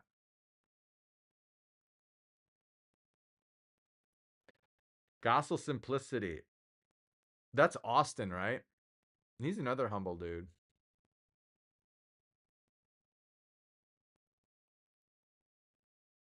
What's your take on receiving the Holy Spirit before baptism? What do you mean? I don't understand that. You gotta clarify it. Thanks, man. It might take me like 6 years or 7 years. Yeah, if Gavin Ortlund keeps coming on my channel, then maybe, yeah. Uh, I don't. It would be too much work. I don't. I just, oh man, why didn't that work? So I use OBS. I couldn't do anything. Everything was like froze. Good thing your guys' stuff and chats and the audio and everything worked, but yeah, I couldn't do anything. What a buzzkill.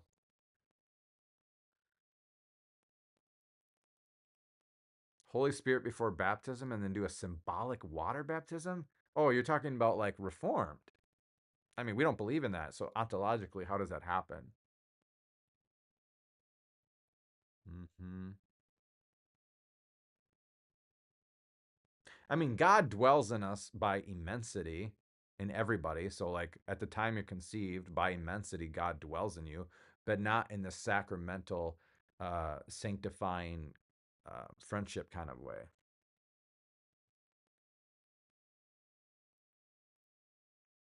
Oh, I'm pretty sure they were baptized. That's like a personification of confirmation at Pentecost. Pretty sure they were baptized. Sorry, Kevin, I don't read fiction. It's just not me. I'm sorry. It's all what you see behind me, and that's just one bookshelf. I have like two other. I'm at a different house too. I It's all nonfiction, just all non-fiction. Was Orthodox also the church established by Jesus? No.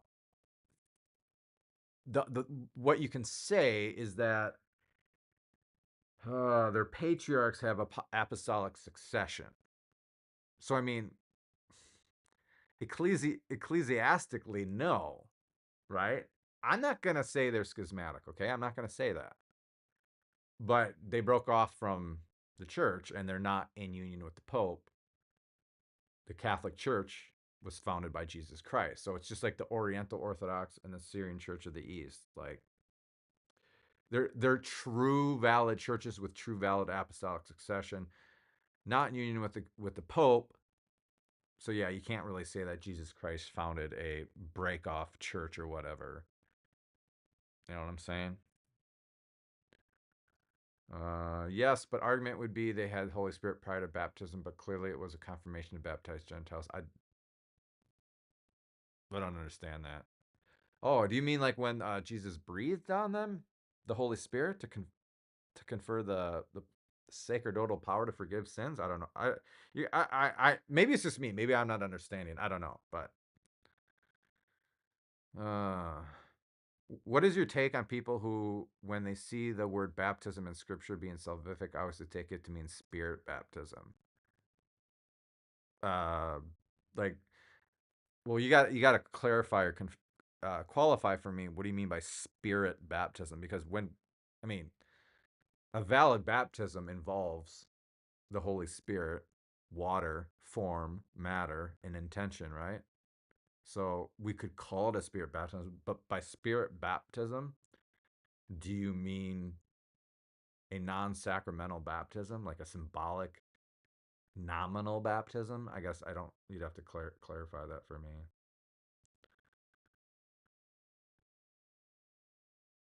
What?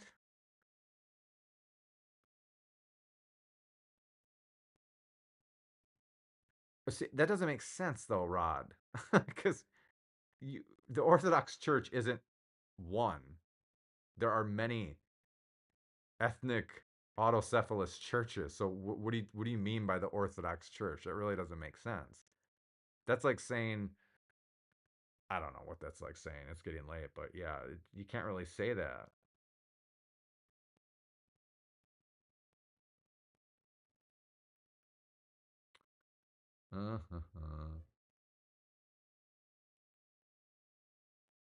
Spirit baptism.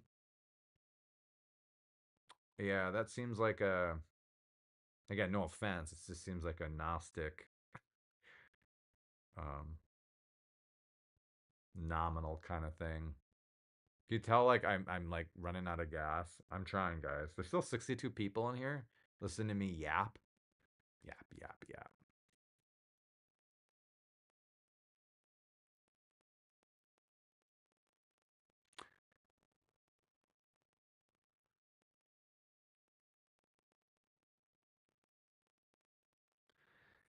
Ah. All right, guys. Anything else?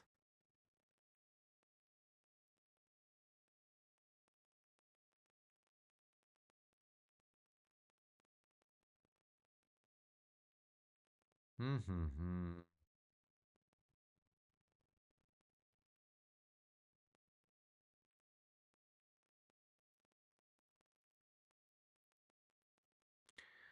I've seen that atheists are using the passage from First Kings, First Samuel to try and make the argument that God is evil because he commanded genocide. Thoughts? Well, if you read, you can't read the old, well, most of the new. Oh. Do you guys see? Like, I can't even talk. I feel drunk. I feel drunk. You can't read those in a literalistic sense of God commanding evil. You know what I mean? It's just a uh what's the word? It's not allegorical. It's cuz God is, he's immutable. He doesn't um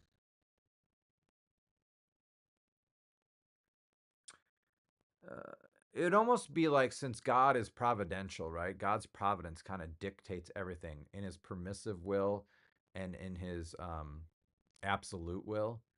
So like allowing a genocide and saying that God commanded it is like saying it's in his permissive will almost. So you can't take that literalistically. I'm not saying the meaning's not literal. What do we mean by it? But I hope that makes sense. I feel drunk. Have another. Gavin Ortlund came on here. Yeah. Yeah. I should call it a night, guys. Unless someone sends me a super chat, I'm out. I'm out. You like the flower shirt? No one said anything. Huh? Huh? I fertilized it this morning. This morning. Hmm? Hmm?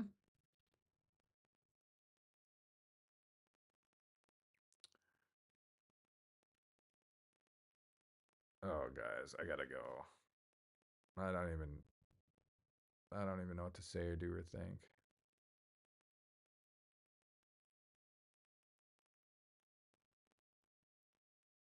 Hey, Noah, here. Noah. Wait, what happened? There. No, where's Noah? Where'd you go? There you go. Noah, comment in the comment section and I will send you a link and you will thank me. You will just be the happiest person on earth, okay? I'll give you like all of it. All of it. All of them. All right, yeah, we're done. We're done. No super chats. Guys, thank you so much. Woo, that was fun. That was great. Pray for Gavin Ortlund. Um, it's interesting when you ask someone like him, like, when are you going to become Catholic? And like, obviously, he's going to say what he said, right? He's not going to say, well, maybe, and we'll see what happens. No, he's like us. Like, if you'd ask us, when are we going to become Protestant? Like, it's not going to happen. Okay. So yeah, you got to respect that about him, but at least he's open to like the dialogue and everything like that. So yeah, pray for him. Hopefully, I couldn't believe he came on. I was like, yeah, right, because he commented on a video and was like, yeah, I might make it on after the kids go down. I'm like, yeah, whatever. I mean, because like, who am I to, yeah. But anyways, very good, guys. Praise be Jesus and Mary. What's tomorrow? Friday. I have a video coming out Friday. I probably won't stream live or live chat. I can't even talk till maybe Saturday or Monday. Yeah. Super Bowl? Anybody? Super Bowl? No? Wait, what? What is this? Ever thought about changing your name on YouTube? It's sometimes hard to look up the Catholic Christian. Who's searching for the Catholic Christian? So is that how you find like my videos or what? What do you mean? Like, just subscribe to me. I would appreciate that. Subscribe to me and then just go to your subscriptions or just, yeah, I don't know. You thought mine was a troll account? Why? What's been a trend for a while? Now you guys are coming in with some. I got my second win coming. Eric! Eric from Discord, is that you? Is that you? That's got to be you, man. Tell me you were here when Gavin Ortlund was on. Because if you're coming in just now, it's the lamest part of the stream. Surprised there's still people in here. Eric Castelli. Castelli? Potato. I'm Ron Burgundy. Go Chiefs. Dude, have you guys seen the Eagles fans? Oh my gosh. I think just based on that, we should root for the Chiefs. I'm in Kansas too, so I'm probably going to root for the Chiefs. But yeah, dude, the Eagles fans. Oh gosh. Just some pray for the Eagles fans. Pray for them. I'm going to do a video on the Eagles fans and just how like ridiculous they are. All right. Eric, good to see you in here, my man. My man. We're at the tail end of the Gavin Ortlund live stream. Okay, I'm going to. Oh, Gavin's account. Oh, yeah, because it's Truth Unites. Yeah. What? Oh, okay. Batman Incorporated. 1989 Batman. It's the only one I like. All right, guys. I'm going to go eat something and